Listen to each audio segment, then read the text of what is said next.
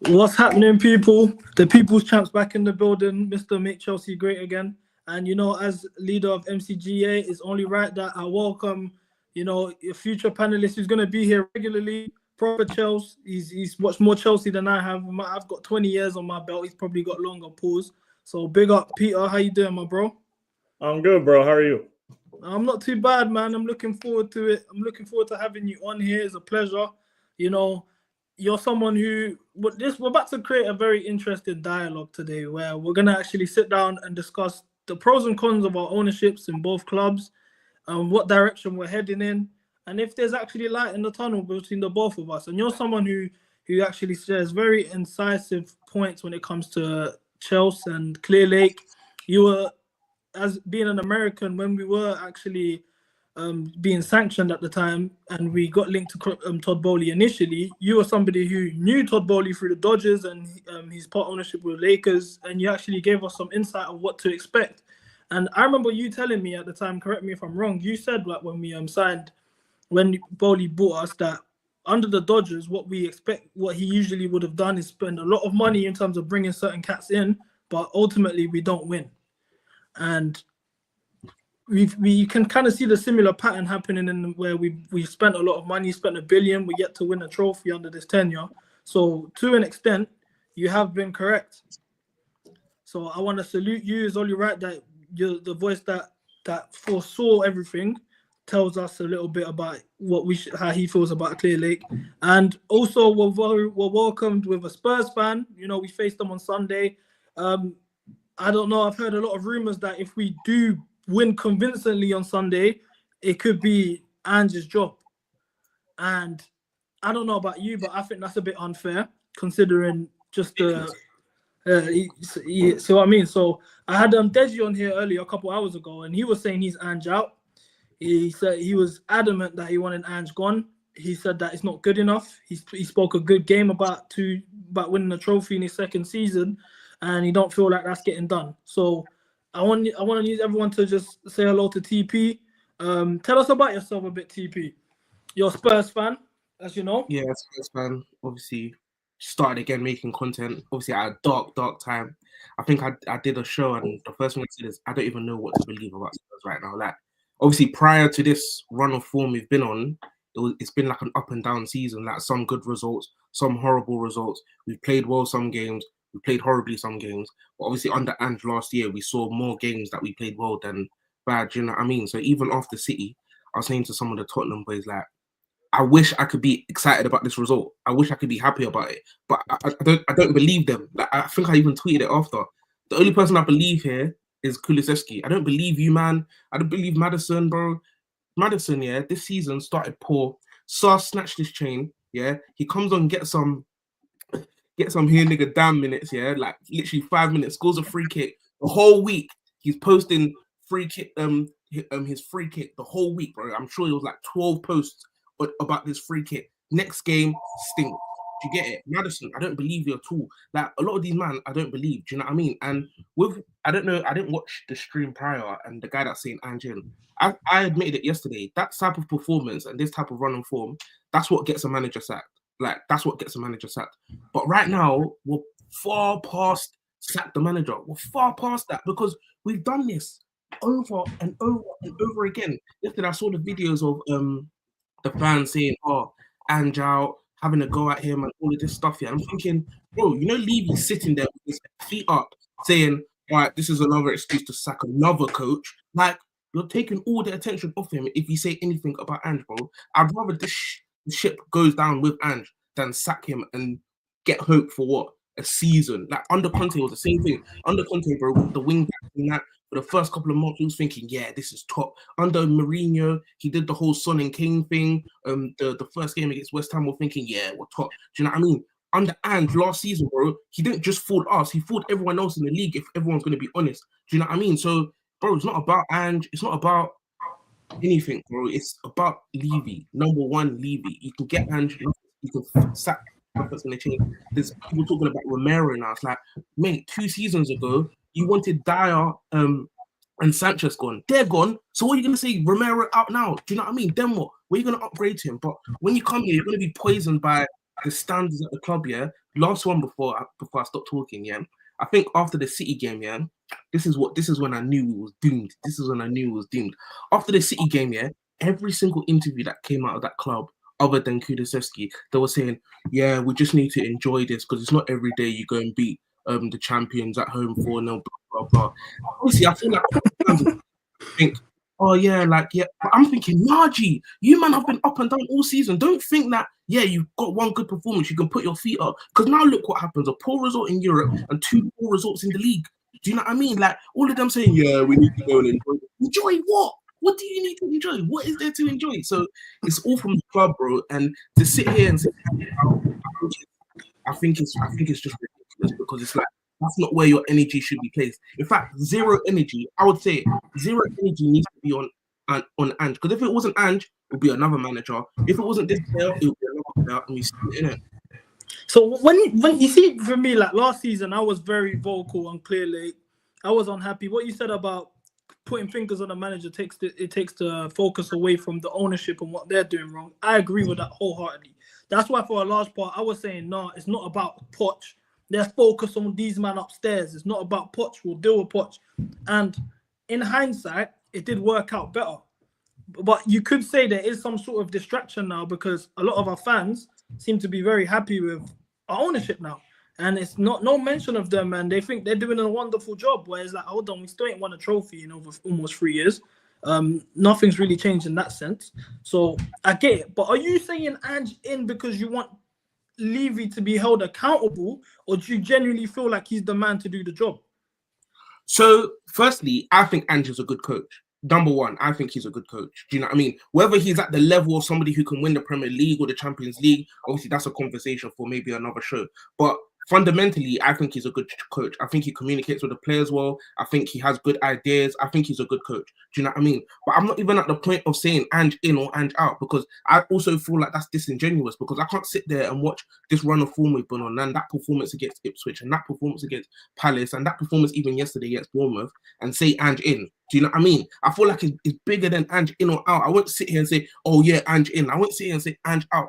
Forget about Ange. I don't even want to talk about him, bro. I don't want to talk about him. I don't want to talk about these players, because what am I going to say Ange in, and then we go and get pumped 4-0, and I'm still saying Ange in? I just look like a clown then. Do you know what I mean? I feel like for me, it's not about Ange. Do you know what I mean? I want him to. I don't want Levy to be the guy that sacks him, because for me, I feel like that means Levy's won again. Do you know what I mean? Every single manager that is stuck with, he has the opportunity to sack them. I said that to my dad. Yeah, who the hell does Levy think he is to feel like he has the luxury to sack another manager, and a good coach in that? Do you know what I mean? I'm not saying he's at this unreal coach, but he's a good enough coach that Levy, you of all people, should not be sacking him. Do you know what I mean? I think Levy went too far gone from the moment he sacked Poch after not backing him. Bro, and he went bro, to it's that little things final. like that, bro. I saw a clip on Twitter from about like 12, 13 years ago of Tom Sherwood. It was circling Twitter. Bro, his interview, yeah? Bro, I think we finished playing like, maybe this was, I don't know, maybe after Palace or something.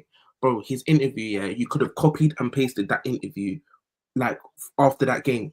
He was talking about in Europe, he was talking about aiming for top 4. It's the same thing, bro. And the only constant is Levy. That's why I'm saying, as a Spurs fan, there's no way you can watch that interview, yeah, and say, oh yeah, Ange out. Bro, Tim Sherwood saying the same thing that Conte said, that Nuno said, that everybody said. Do you know what I mean? So it's like, bro, I don't know, bro. I don't even want to talk about Levy. Do you know what I mean? Because because at the end of the day, I know from now until the end of the season, we have another City performance in us. We probably have 3 or 4 other City performances in us. We actually have the possibility to turn up against you, man, at home and put a good performance in. We've seen it before. Do you know what I mean? But it means nothing. Nothing means anything. Do you know what I mean? So, but this was the issue I was about to get to, because you guys are in some sort of a crisis. I don't know to the extent, but I saw some tweets today that have circulated. I'm going to read on that. This is from a page called Change for Tottenham.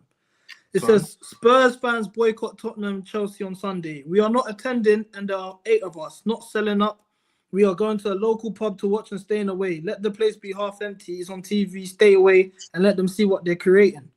So are we to expect some sort of protest, or what's actually going on with Spurs? Because I saw a lot of fans booing Ange yesterday. I felt like that was a bit harsh. Fair enough, the results ain't deserved. But from time, he's got you guys in Europe. He lost your best player last season. He got you guys in Europe. He suffered an injury crisis. He's going through another one now. He needed a centre half. He didn't get one. He wanted a DM. They gave him an 18-year-old or 19-year-old. In terms of attackers, they got Werner in. Like, let's be serious. Johnson, don't forget Johnson. Yeah, and Brennan Johnson, who I don't think is good enough. 50 million, that's a bit mental. So I don't feel like he's been given a fair shake. But it seems as though the fans are pointing their fingers at the manager, which is maybe where your frustration is going from. But how are you guys going to get some sort of protest or any boycott being put in place when you guys aren't on the same page? Bro, like, do you know what it is? One thing I give to Levy, yeah, he's made it cozy. Do you know what I mean? You got a good stadium. Do you know, you got a manager that's likable.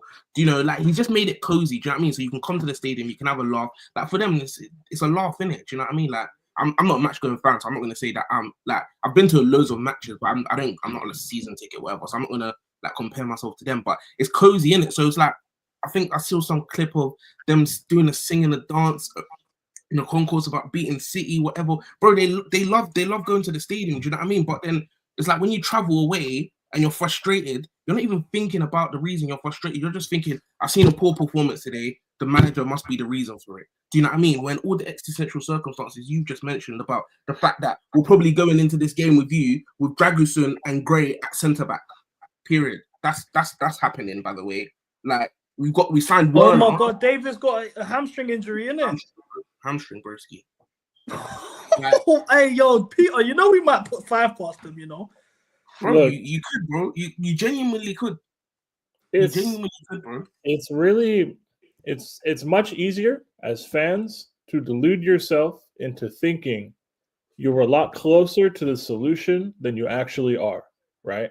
So if you're there, South Coast on a Thursday night, it's raining, it's cold, whatever, you're mad. It's very easy to just boo what's happening in front of you. And it's very easy to direct your anger there, right? Remember when we went to Tottenham Stadium in spring of 23, it was Potter was joking about crisis meetings. And then we went 2-0 down. And I know it was bad because I could hear the away fans on my American broadcast. You could hear how toxic it was, right? The fans are just upset at what's happening in front of them.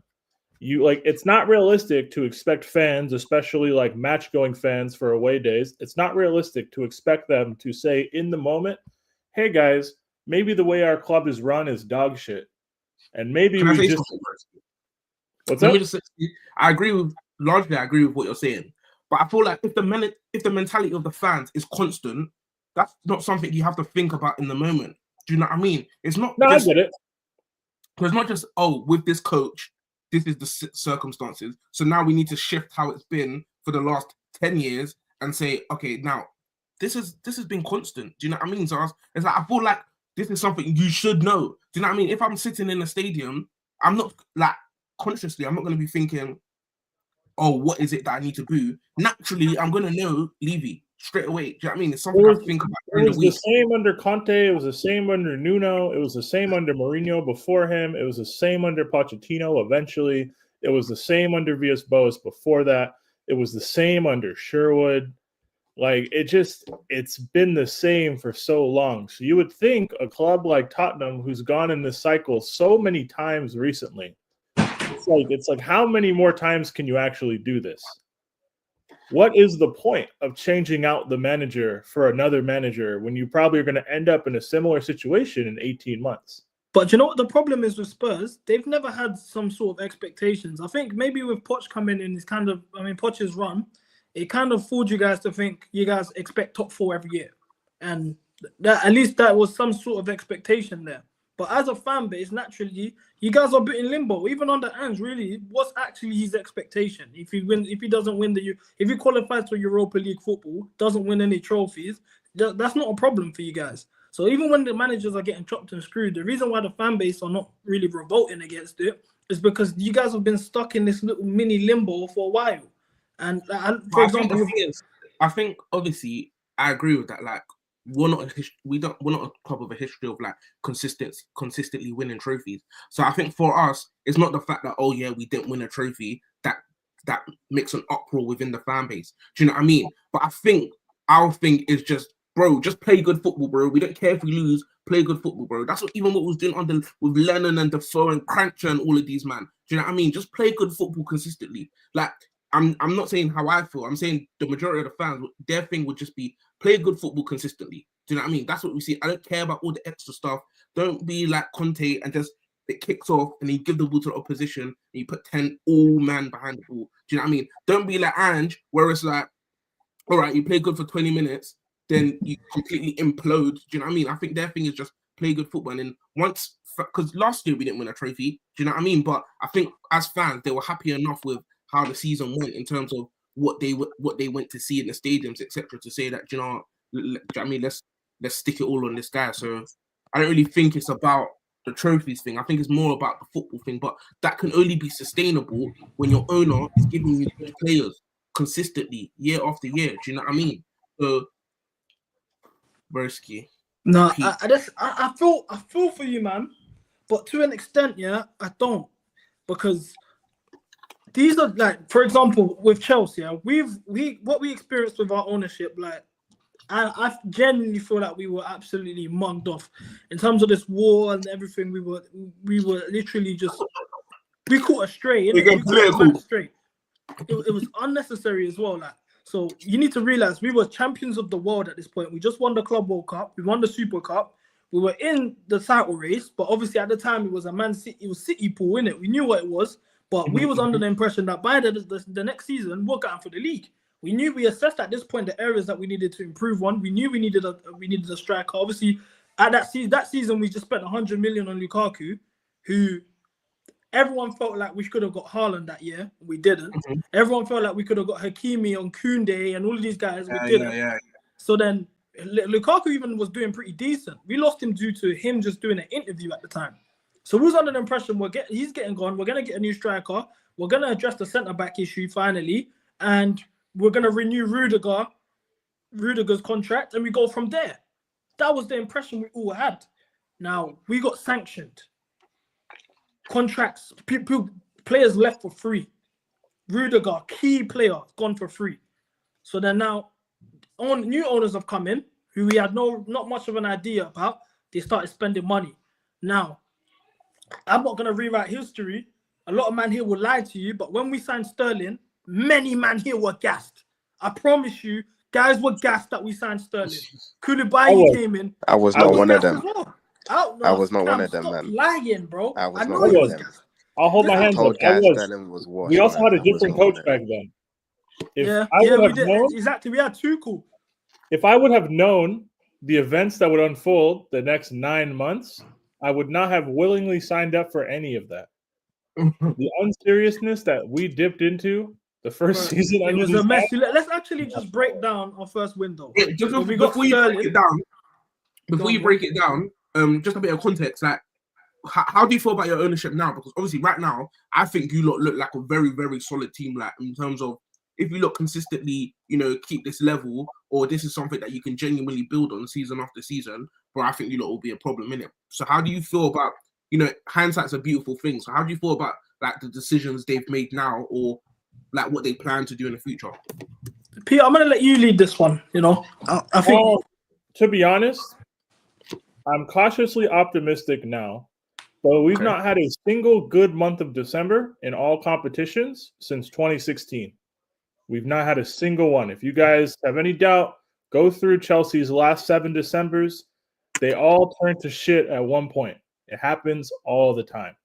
So for me to sit here and put blind faith in these guys at this specific point of the season, factoring in we still have 24 league games still to play and a European campaign and a cup campaign to still finish, I just can't do it yet. I need to see them navigate the next 5 weeks of football, and I need to see a positive run. I need to continue to see good performances before I can say, hey, maybe we've turned a corner. Because 2 years ago, when we were, or 3 years ago, when we were champions of Europe, we went into December. We were top of the league.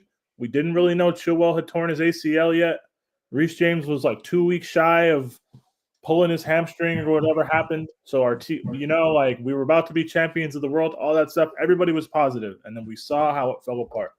So I've been watching Chelsea enough to know that in December it gets kind of spooky. If we can survive, I will be confident.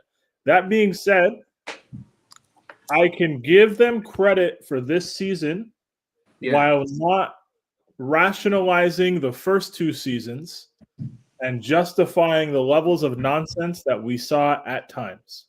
Facts. Right? Like, we should have never been down in 12th.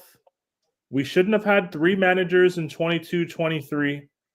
Last season, I'm a bit more sympathetic to. I give them credit for sticking by the coach mid-season.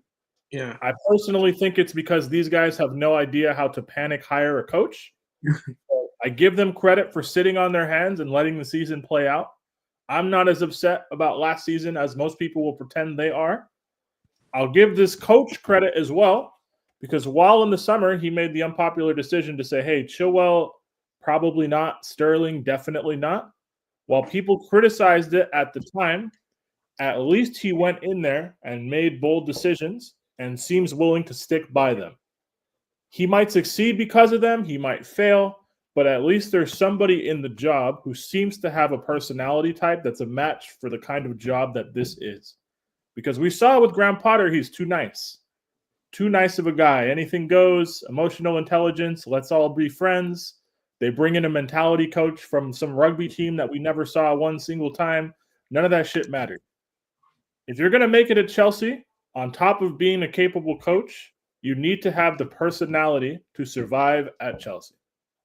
Because things can snowball quickly, whether it's positive or negative. And I think Maresca has that. So while I'm confident, I'm not going to sit here and definitively plant my flag firmly on the side of the owners and put that level of blind faith in them that other people may do.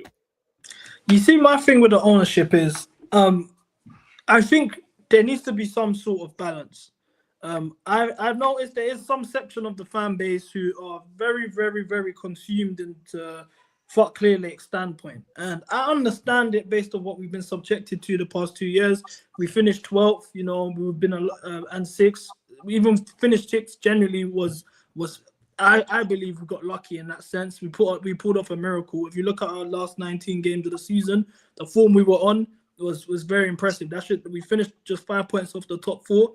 But all in all, we were poor.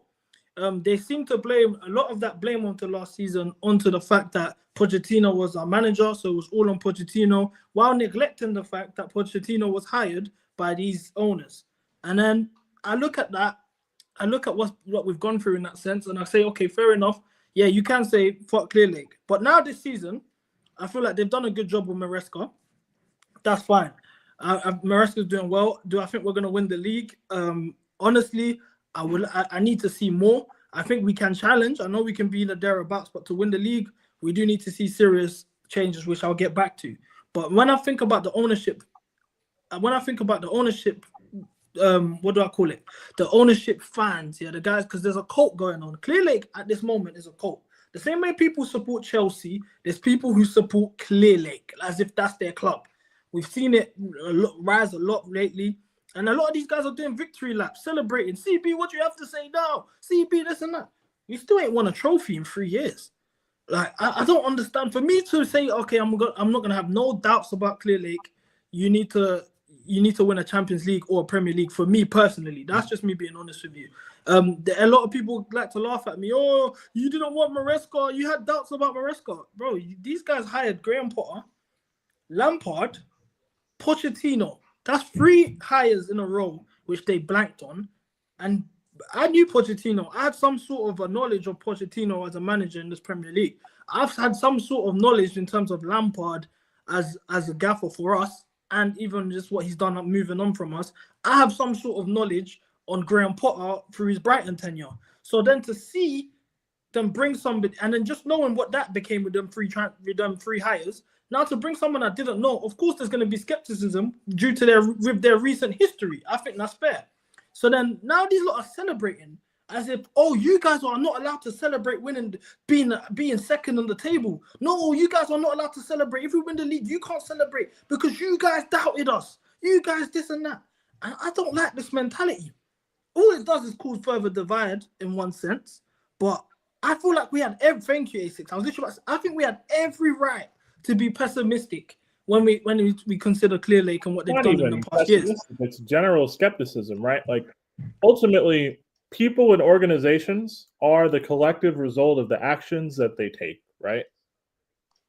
Every day you wake up, whatever your routine is, ultimately that sums up who you are, right? So for them to go 0 for 3 on coaches and to appoint a fourth one, you're not some sort of worse fan for not having blind faith in the fourth person in that line, right? Like, honestly, but you have to give them credit though, because where they do go wrong, they rectify them like instantly, almost. Sometimes too hard though, because with players, even if the play's not working out, they've managed to ship them out with Koulibaly, guys like Sterling, even though he's on a loan right now. They do rectify their mistakes. Their hearts are in the right place, and with that, I can trust them, innit? Because I feel like we're not saying to not give them credit. We're talking strictly from like managerial appointments, right? Because even if you want to talk last season, the reason I don't like a lot of the dialogue on last season is because people are not going to sit here and lay out what their expectations were before that season and judge what actually happened against those expectations, right? I wasn't upset because I said I want us to get top 6 and I want us to qualify for Europe. Obviously, I wanted us to qualify for Europa League, but for one reason or another, Ten Hag's last act of terrorism, that didn't happen, whatever. We're now in the Green Europa League, cool, no problem, right? But if you're going to talk about what's happened, you have to also mention what you expected before those given events occurred and how the actions that occurred measured up against your expectation. Because if we're going to just talk about it in a vacuum, it's always going to boil down to really just how blindly confident you are in what's going on right now. Let me ask something. Let me ask you lot something, yeah? Go on, bro. Can you not hear me, yeah? Yeah. Like, how much do you think that your owners actually just hit the lottery? Do you know what I mean? Because it seemed like when you was buying all these young players and that, like they were just, that was literally their criteria, just young players. Do you know what I mean? That have a certain level of potential. And obviously, as you said, they've hired and fired 3 managers prior to getting Maresca in. Do you know what I mean? But it all just seems to have worked. Like, do you know what I mean? You've built a team, and you know how they usually say you need to build a team of experience, and then you was getting rid of Thiago Silva and Rudiger, and you were saying, oh, where's the experience going to come from? Do you know what I mean? All your senior players were going, the Mounts, the Havertz, etc. And then you just started bringing in YG. Do you get it? It's like, obviously, by the level of the law, that shouldn't really work in football. Do you know what I mean? But it seems like it's working. So do you think there's an element of they just hit the lottery? They just need to I wouldn't say the lottery, yeah, but you see what you're saying about experience and building the team. This is why I clash with a lot of my fan base. I credit that to Pochettino, because when the team that Pochettino inherited was there was no structure in that team. We knew that a lot of players wanted to leave under the Lampard run. A lot of players left. Havertz, Mount, Kante, Kovacic, you know, a lot of top players, Jorginho, Bearman were that actually were leaders in the dressing room, were gone. And it's pretty much a whole new squad. The leaders now, from time Reece James is our captain and Chilwell's our vice captain. Let's not take the piss, innit? That just it tells you where we were at the time. And I saw him put his arm around Jackson, who was Bearman. Last season was his first season as a 9. He was a winger or a 10. Yeah. He got made as a 9. I think he was getting a lot of scrutiny, way more than he actually deserved. If we're being honest, he got 14 non-penalty goals in his first season. But I feel like a lot of that development went down to Pochettino, who actually does well with 9s over the years. You've seen it in his career. Then you look at what he's done with Cole Palmer, where he's platformed him to a young player of the year. He's 4th one as a manager in the Premier League. 2 with Harry Kane, 1 with Dele Alli. So you can see once again, this is stuff that he does. I'm just, obviously we know his flaws, so I don't feel like I need to list them. But even just going to a Carabao Cup final, experiencing that loss, knowing what that sort of stuff feels like, getting that in terms of steadying the ship, especially under his second half of the season, I think Pochettino done a lot of that work. So then we knew at the time now the only thing that we were lacking is a system. That's what it is. Like, man, coming into this season, you believed that your team had enough experience to go and challenge or to go. No, I wouldn't say to challenge. No, this is where I'll say like you can say we hit the jackpot in terms of the manager hire. The manager that we brought in was quality. He was top draw. So salute to them, lot. I'll be honest, innit? But we knew that it was a systematic issue. There was a lot of players that really, like, you're a Spurs fan, so you know firsthand. Poch isn't really a tactician. Do you get what I'm saying? You know what you know what he wants from the players. It's not really tactical. Whereas these sort of players need that sort of instruction. Okay. And I think, and then that platform done, but I'm not going to take that away from Maresca. I think he's top drawer, innit? We did definitely hit the jackpot in that sense. But nah. I don't think we hit the jackpot necessarily. I just think we got a competent manager. Because from last season, I've been saying we've been a top 4 team. It's just that it's them results, especially against the likes of like Sheffield, your Brentfords, your Forest. That's what messed us up, and I have to blame that on Pochettino. And I feel like he gets too much credit for that second half of the season run. Like, we didn't play good football, and we got very lucky in some of those games to get those wins. And I feel like he gets too much credit for that. I don't know. I don't want to make this a whole Pochettino to get back and forth, whatever. But I will say, I think you guys act as if, Maresca and Pochettino had the same team. They didn't have the same team. This is what you man forget. We had Nkunku out for the whole year, Lavia out for the whole year, Fofana out for the whole year, Reece James out for the whole year, Sanchez out for the whole year. Like, that's a spine. Yeah, but listen, we're acting like these guys are world beaters. Like, Lavia is not going to win you a game. Like, James... Yes, he will, though. Lavia is not going to win you a game. If you're going to say Reece James ain't going to win us a game, but when he came back from the game, he came back from injury, he won us 3 points by bombing the touchline and putting that ball in for Jackson against Nottingham Forest. So cool, I hear that. These are examples, and Nkunku could win. You're telling me, you need to realize as well, we missed top 4 by 5 points. And that's why I'm saying we could have got it if we had a different coach. Any other coach other than Pochettino, we would have got top 4. Can I ask you a question then? And Peter, I want to know your answer as well. If we had Maresca last season, with everything the same in terms of availability, injuries, everything, where do you see us? Top 4. Barely making it, but top 4. We're competing in last season's Premier League? Yeah. Okay. Probably 5th. Probably 5th because Villa still went on a crazy run at home that really vaulted them towards 4th place as a spot.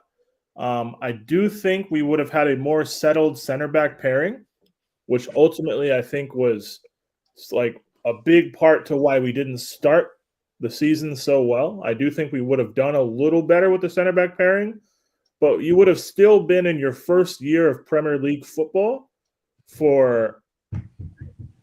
you would have still been there for Jackson. You would have still been there for Palmer.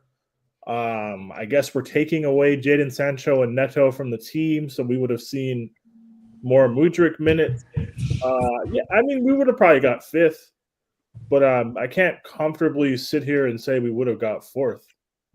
We had more unknowns last year. No, I agree. I agree. It's just due to the injuries, and I feel like you need to realize as well the team that we. But listen, a lot of CB, these players didn't play Premier League football for that long, man. Wait, nowadays, CB, you say these injuries, but he injured half of these men with the way he trained them. Yeah, I'm not doing tinfoil hat talk, man. This is serious talk, man. Before we get too far down the weeds of is Pochettino a good coach or not, and relitigating that, this season. I expected 70 to 75 points, and I expected qualification for the Champions League. We're currently averaging 2 points a game. If you extrapolate that over an entire season, that's 76 points. Cool. We finished last season with 38 points from 19, which is 2 points a game. We've essentially been functioning at this level as a club for the entirety of this year. So we're slightly ahead of where I predicted we would be. based on me just thinking Maresca would have needed more time to adapt than he seems to have taken. But I don't know. I'm also not considering this like an obvious title challenge. Like, we are still 7 points away and it's only been 14 games. If we win our next 6, I might feel differently. I probably would. So this might be a conversation worth having in about 4 weeks. There's a lot of football to be played between now and then. But yeah, I mean, we're doing well.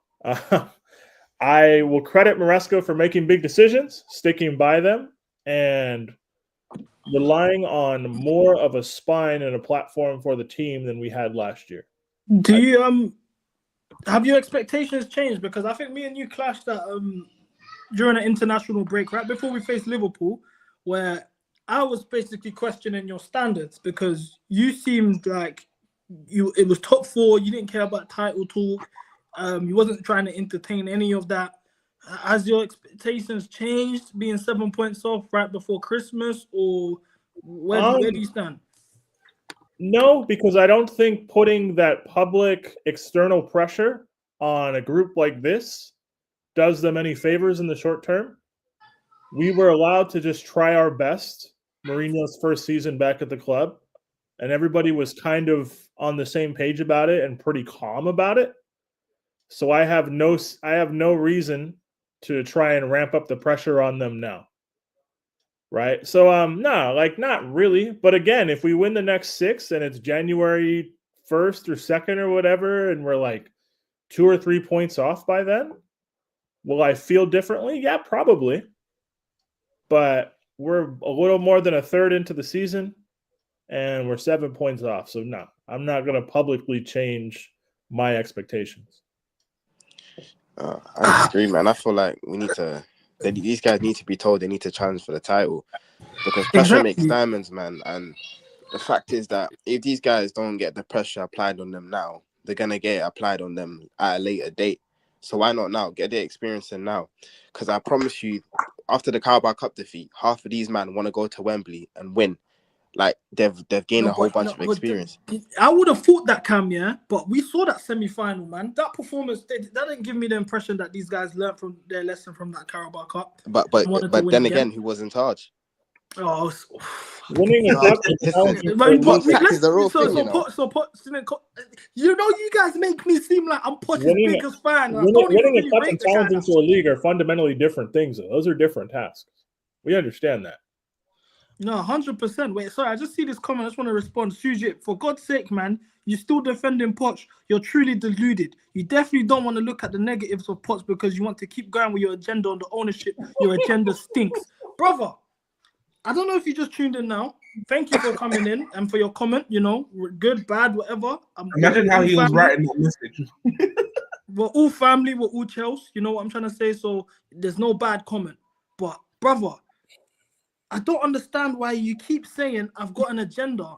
I haven't said nothing. I even questioned the ownership yet. This whole stream, this has been an ownership too. All I've said is we need to win the league title, and credit to them for sacking Poch in hindsight, because Maresca was an excellent hire.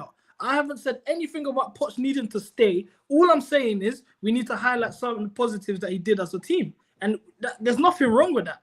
I don't know. Maybe I'm missing something. Cam, you hate Poch. You're kind of thankful of Clearlake. Did I say anything that was crazy? Nah, you ain't saying nothing too crazy, man. Like, not at all, man. None. You're a standard FC merchant. Try to be more realistic. Life will be simple. I'm Chelsea at the end of the day, bro. See, but this is what I don't understand about guys. At the end of the day, the standard thing, like, we need to win, bro. Like, we ain't get this far just to come this far. Like, we're Chelsea, innit? Like, the standards have to be high, because if they're low, we're gonna end up being like Spurs. Do you guys think they're not being told, like, internally, like in the ground, that like there's a chance there for them and they need to maximize this? 100%. But this is my only gripe with, because I'll be honest, the Maresca hire, they knocked out the park in terms of Clearlake. And I'm not gonna lie to you. You guys have seen my content. I haven't been going in on them as much as I have been last season, because of what they did with Maresca. But my issue is, we knew going into this window, we needed a goalkeeper, a centre-back, a competent 8, like a box-to-box of some sort, and a striker. Now, in terms of the striker, Jackson's having a wonderful season. On form, you could say he's the best striker in the league. but I would love a striker to push him or challenge him, and as well as that, bring a different profile in. We didn't get that done. We didn't get a goalkeeper. We didn't get a centre back. Fofana's injured, and we're playing Badiashile and Desassi in the Premier League again.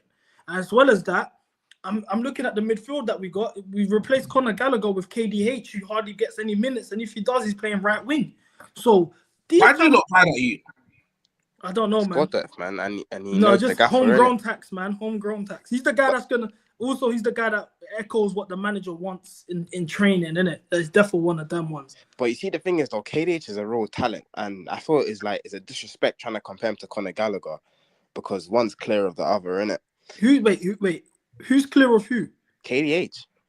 Is clear of Gallagher. Hey, man. Clear. Yeah, you need to watch your mouth. Clear. You see what I'm saying? People say stuff, yeah. That when I start defending Gallagher, it's oh my god, you like get over it. He's not at the club anymore. Like, No. See, but you're actually doing Cobham tax, bro. You're doing Cobham tax. It's not Cobham tax, bro. What does KDH do is that's clear better than of Conor Gallagher? Gallagher, bro. How? Just a baller in general. Like Conor Gallagher's fucking first touch, yeah, is sending that, yeah, straight to Matthew Harden upper, bro. Let's be realistic. This is the thing, yeah. This new generation of fans, yeah. I blame all the Twitter tacticals, yeah. Because you man think if a player don't have a good first touch or la pausa, he's not aesthetically pleasing. He's a bum footballer. Like you don't need everyone to have serious close ball control and all of this stuff. Like it's jarring, man. Nah, you know what? Yeah, I don't know. Listen, I should have known. I was gonna get that type of answer from you because you rate Jude Bell in a minute. So. Oh my god! Hey, Lewis, thank you. You come and saved us at the right time. Big up, guys, in the building. Peter, So- it's been a while, man. Hope you're good. Shout out everybody. I'm good. I just can't deal with class ref over there anymore. So you've come in at a perfect time because we finally just stopped discussing Pochettino. Oh, damn it. And we got a Spurs fan in the building as well, TP. He's bro. basically saying was that, long story short, he's Levy out. He wants Levy out. He thinks this Ange isn't the problem. And that was very reminiscent of what we felt like last season. Well, I felt like last season, where I felt like I was putting a lot of blame on the ownership and ignoring Pochettino. Now, Cam's come, right as you've joined, Cam has now just said, we're just discussing the transfer window, which I wasn't really happy with. We didn't answer the goalkeeper, centre-back, midfield or striker situations like we should have. In terms of midfield, we brought in KDH. And Cam here says that KDH is an improvement on Conor Gallagher. I think that's disingenuous. Now, how do you feel about that, Lewis? Yeah, mid-off. I won't even lie. Straight mid-off. Like, I don't rate Gallagher like that, but Dewsbury Hall ain't really done much for me to say, he's levels clear and everything like that. So it's just, you have your favourites. If people want to say Gallagher's been better at Chelsea than Dewsbury Hall, I mean, it speaks for itself, to be honest, but it's a low bar. But, just... it's a real on the fence answer in it, but there's not really a hill to die on with either. I'll be so real. Neither of them been all that for us. When you think about ownership and what where we are now in the league, second place, 7 points off the title, we're coming into January. Where do you stand? What things are you happy about, and what things are you still a bit skeptical on? I mean, all in all, the rebuild seems to have been getting us back into the place that we should be. It's just, I understand a lot of people being annoyed with how long it's taken. And I get it too. Like, I'm annoyed with the manager identification up until Enzo Maresca's appointment, because I think that's been what's been holding us back the most. But I think the rebuild's gone well. Every other aspect of the team seems to be doing well. Like the women's team's doing well. They got the right manager in for them too. There's nothing worrying going on with the academy. It was all about the first team, just getting the first team back to where it should have been and out of mid-table. And I genuinely think most of that issue came down to the manager, because you finished 5 points off fourth. You could have got fourth. We dropped so many silly points in games. We could have got top four. We could have got the Carabao Cup with better management. So all that season didn't have to be as bad as it was. But we're here now because we actually got the right appointment. We actually decided, okay, let's get a possession-based manager, because we believe a possession-based system is the best thing for this team. And then, like, there's pros and cons with this summer window. Like, I get it. We didn't address the goalkeeper position correctly. I guess we have to see when Jorgensen starts. But for now, Sanchez is still being rated over him. Just saying it's not the right appointment. until like at least Jorgensen could show that on a consistent basis. Yeah, we didn't get any sort of striker, but like Nicholas Jackson is a positive in itself, so it's kind of by the by. But we could have got another one with him. But likes of Sancho, Neto, they were good transfers for us too. I guess we just replaced Gallagher with Dewsbury Hall. It's just, you depth for depth, whatever. Still could have had Andre Santos in the team, but that's something for next year, I guess. But all in all, I don't think it's only been bad because of how long it's taken us to get to this point. But in terms of a long-term project, we seem to be on the right path now, as long as we continue to act. So I don't think it's been as bad as the last 2 years make it out to be. But that's just because of where we are, I guess. Do you think it's like too many words? But do you think that where we are now, your the time of the season that we're on, have your expectations changed? Because I asked the same question to Peter. I remember when I was really trying to push this, we can go for the title, and everyone was looking at me like I was crazy. My reasoning behind it was I looked at City's squad, and I think this is the weakest squad Pep's had since he's come to the Premier League. Even his first season, when they had Claudio Bravo, I think was a better team than this one. So I saw that team. Yeah, and it's probably the worst of his career, to be honest. And I was like, this squad isn't good enough. I looked at Arsenal, and I think they needed a striker and a good winger that can play on the right to cover Saka. Bringing in Sterling and getting more centre backs and Marino wasn't enough for me. And I did sleep on Liverpool with Klopp leaving. I thought it was going to take them a while to get back on their feet naturally. So I did see it and think, okay, we could actually go for the title this year if this manager is what everyone is saying he is. Because the briefs were like, this guy's the second coming of Pep. He's unbelievable. Watches a mad amount of film, XYZ. So now where we are now in December, do you think we can go for the title? And if we can't, what do you think is stopping us from getting there at this present moment of time? I'm still not really thinking about the title like that.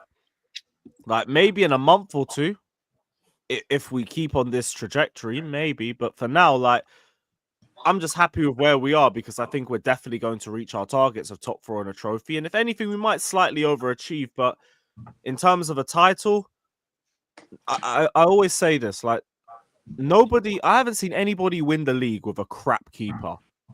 And I don't rate Sanchez like that. I don't see Robert Sanchez being a starting goalkeeper for a title-winning team. I just don't see it. Now, if he can show me something different, maybe, but I don't see that in him. Jorgensen, I haven't seen enough of him to even think that. So, no, I don't really see us going for the title. So I'm not really thinking about a title race. Like, I get you could be around the conversation. People could say Chelsea are in the conversation right now, but you got to believe you can win it to really be talking about a title race. I don't think we can win it. So I'm happy to just think top 4 race because that's what we were meant to be in here for. And we're overachieving on that from the looks of it. Do you think, okay, let's say they was to bring in a centre-back in January. How much do you think that changes in terms of our expectations? Remember as well, last season... For me, I just need a better goalkeeper. If I had a better goalkeeper, I think, you know what, maybe. I think Sanchez has been getting scapegoated a bit too much lately. Do you think we need a center back though? Bro, we're playing with this Fofana injury. Like we're playing Disasi in the Premier League, bro. I think that's mad. I think the competition maybe, but like we're expecting Cole and Fofana to develop and to get better over the next few years to a point where we wouldn't want a replacement. So it's just more for now. In terms of our depth, our depth stinks, isn't it? I'll be honest. We bought so many players in this squad that I'm okay with them taking a season to really take stock of what they have versus what they need to go grab. And if that means we're going to have to wait a couple months for a center back, I'm okay with that. I think Fofana and Colwell have played well together. It doesn't help that Fofana's out probably until Palace on the 4th of January. It wasn't great. I'm not going to lie. I didn't love seeing Disasi playing Premier League minutes on Wednesday. But, I mean, he scored, so I don't hold my hands up. He was too bad, to be honest. Yeah, he didn't have a bad game, I'll be honest.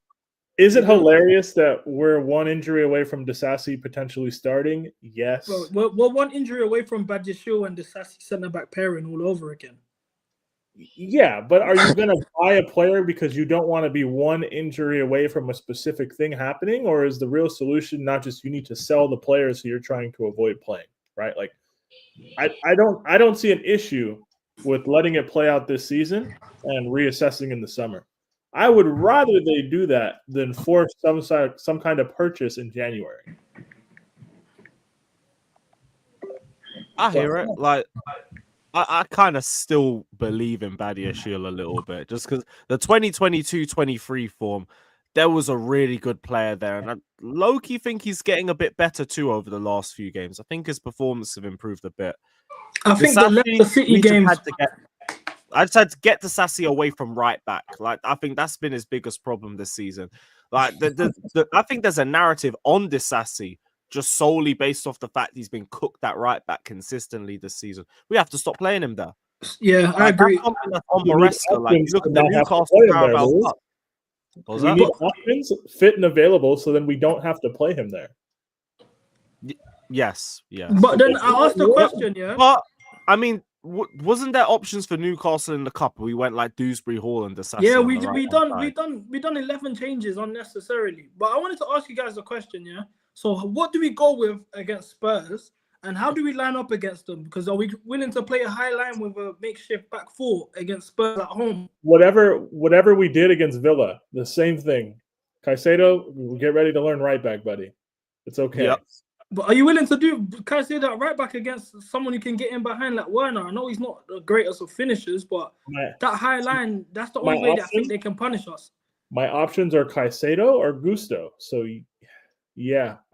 Gusto. Lavia didn't play midweek, right? So No, he didn't. No, he didn't.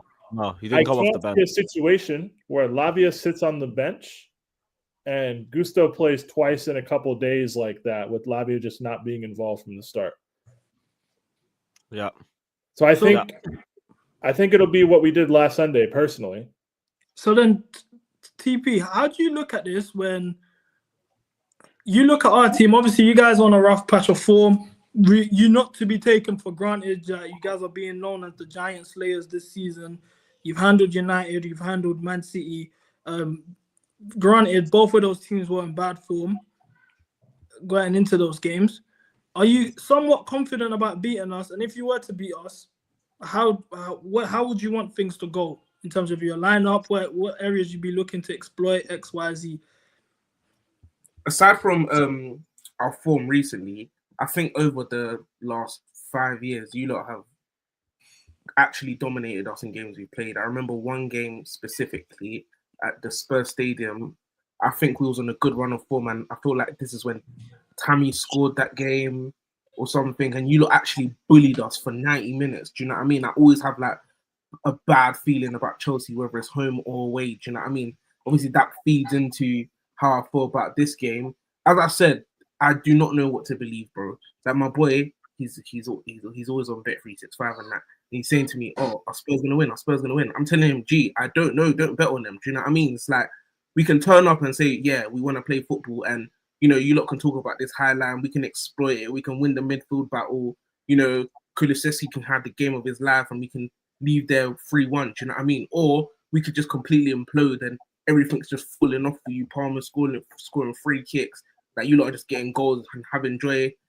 I genuinely don't know, broski. Like I don't know how it's gonna go. Obviously, I'm a Spurs fan, so I'm gonna hope that we've had a bad result, we've had a tough week, and we're gonna bounce back. We're at home. That should give us some sort of impetus to, from minute one, say, yeah, cool, we're gonna pull our finger out and give it a go. But broski, it's a gamble right now. But do you see? Does this come from not knowing what to expect? Is just due to the inconsistencies you've seen of your team, like every week, where you're winning these games and dropping points, or is it because, like, for me, I don't know what to expect because my manager just adapts so much. I don't know, because looking at you guys, every game you haven't lost a possession battle in any game this season in the league. No, we haven't. So are we giving you guys the ball and hitting them on the counter attack? That's what I feel like when I say I don't know what to expect. I don't know what to expect, as in I don't know what version of Spurs is coming out to play. Nah, I think it's more about, because I know we're gonna have the ball, but I feel like it's more about how creative we can be when we do have the ball. Do you know what I mean? So it's like, are we just gonna just keep the ball and do nothing, and then every chance you guys get score? Because that's what has been happening. So you can say, yeah, we haven't lost possession battles, but we're keeping the ball in the middle third and the first third. And as soon as you lot win it, it's going to be so easy to pass through our team, or we can just be clinical with it. And we always concede goals, and that comes from a place of not knowing how to defend. Do you know what I mean? So if we win, it's going to come from a place of outscoring you and not a complete and utter shutout. Do you know what I mean? For example, when we played City, the first 20 minutes, bro, they could have been 2-3-0 up. Do you know what I mean? Even when we beat Man United, they had some good chances to score goals. Do you know what I mean? So I feel like to beat you lot, we'll definitely need to outscore you. And my not knowing what to expect is about the creativity in the final third. Do you know what I mean? Is Maddison actually going to play football on the weekend? Is he going to play football? Do you know what I mean? Is Son gonna get a goal? Do you know what I mean? Is Johnson gonna get a goal back post? Do you know what I mean? So it's like when them things don't happen, the only things we're good at, that's when it's like, forget about it. Do you know what I mean? But I definitely feel like for you lot to win, it would just be about staying solid defensively and not even worrying about your attack. Like, you're gonna get chances. Do you know what I mean? It's just about whether we can outscore you. That's the only way I really see us. I don't know about you guys, yeah. Maybe like the Chelsea lads, yeah. Is there any threat? I don't see any threat going forward when it comes to these, man. I know that Kukurea will handle Brennan Johnson comfortably. I'm not worried about the midfield battle. They're gonna be playing fucking Archie Gray centre back and Drangusan. They got Fraser Foster in goal. I don't know. Maybe I don't want this to come back and bite me, but is there any threats that you guys can identify? It doesn't matter really. because we concede goals to a bunch of random people that no one's ever heard of anyways. So we need to score more than once to definitely win. Like it is. I think we'll do that. Yeah, like I we'll think we can, but like to sit here and say I don't see a threat when I can't reliably bet on a Chelsea clean sheet, it's like I don't know, man. Like we're like I don't know. We're not kicking the ball in our own net like we were doing last season. Shout out to Disassi, it happens. But, it's more bozo moments and structural issues defensively. That's the thing. Yeah. And like there's also Sanchez facts with the passing and everything. So we'll probably concede at least once, but I expect us to score at least 3 times against these guys. They're not in the right state defensively. They're poor at set pieces. We're really good at counter-attacking with pace. We're really good on the counter press. We should be winning this, and we always turn up for Tottenham. This is the thing, and Tottenham hate playing us, especially at their ground. Like, we've won there more than any other away team. It's just like, yeah, like we really should be winning this. We should be making a statement. It should be our first Big Six win, all of that. And I'm with Pierre. I don't think we keep a clean sheet, but I could see a 3-1, maybe more, if we're on job. I actually think we do keep a clean sheet, if I'm being honest with you. You're a stronger man than I am. I think we do keep a clean sheet, to be honest. I think this is going to be probably one of our easiest games of the month. I'm not even trying to take the piss, TP. I'm looking at it and I'm just thinking to myself, like, in terms of styles, yeah, the type of football these that are going to play is what we love to exploit. They're going to be open, expansive, want to literally take the game to us. We haven't really experienced that in a while, you know. But bro, it's also Brighton tried that with us. Yeah, but broski, it's also like be careful what you wish for. Do you know what I mean? Because it's like if you're saying, yeah, this is the type of football we can exploit. When we get the expansive right, that's what I'm saying. I also have that feeling of if you do let us score, it means we're in the mood to score. Do you know what I mean? And we will keep scoring. Do you know what I mean? That's usually what happens. Do you know what I mean? So it's like I feel like if we score, it's gonna be a good game and it'll be a tough game for you. But even if you was to score, this is the thing. You guys to score. Even if you was to score, I don't think we'll score one. that's the thing. Score one and lose 3-1. Do you know what I mean? For me, but like, we're not gonna walk through you guys. We might keep a clean sheet on our best day, but we always have errors defensively. There's always something dumb that leads to a goal that we could have avoided. And I could see that happening against you guys, especially because you're an attacking team. You're not just going to sit back or anything. You're going to give us a match and put us in those situations. So you'll probably score. but we'll And probably win. even the press, yeah, the way we're gonna press Foster, who's not comfortable with the ball in his feet as it is, with that makeshift back for Archie Gray. Archie Gray is a 19-year-old. He's meant to be playing in the 6. He's been playing right back. He's now going to be playing centre back. Like, you know what I mean? That man-to-man press is going to be insane. Nah, Bertsky. They're saying that he should be training today and that, but it's not happening, man. Dark, man. Listen, if they score, it's going to be an own goal by one of the defenders, man. I don't see you guys scoring. Solanke is absolutely trash. No, Didn't get a shot on target last that's game. Cobb and Benzema you're talking about there, you know. Cobb and Benzema is Cobb and he's trash. alright. He's alright. I can't believe guys were calling for my man during the summer. You No, know? you guys need to were telling realize us though. better Let's than not do Jackson. that because I think Ange isn't using him properly. 5 mils too much. Ange is. Bro, I think he's using him properly. It's because he's not scoring, bro. But for me, I'm watching him and I'm saying, I'm watching him. But like when I watch him, like when we're playing, I'm thinking, yo, he's doing exactly what I would want him to do. Obviously, you can say, yeah, he can score a bit more goals, but our goals are coming from wide areas, and he's working like hard, like he's doing what he needs to be doing. That I'll definitely not say he's trash. And obviously, you know, other strikers. If I had other strikers, I'll be thinking, oh yeah, like for example, Richarlison. You get it? Richarlison was still running around, but he wasn't scoring goals. But Solanke's running around and doing things. He's getting his body apart. He's linking play. He's pressing very, very well. So I definitely wouldn't say that and just not using him right. Like, how else are you going to use him? Do you know what I mean? You're not going to put. You see what you just said there, yeah. This is what you just said about Richarlison. Don't you feel like there's there's evidence that shows now that with Ange ball, the 9s actually don't benefit from it. Yeah, but the team will. But then you're using your 9s to be like similar to what the role that Giroud played later in his career, where it's you're winning your aerial duels, you're holding up, you're linking play, and that's pretty much it. It's more so on the wide players to do their job. Yeah.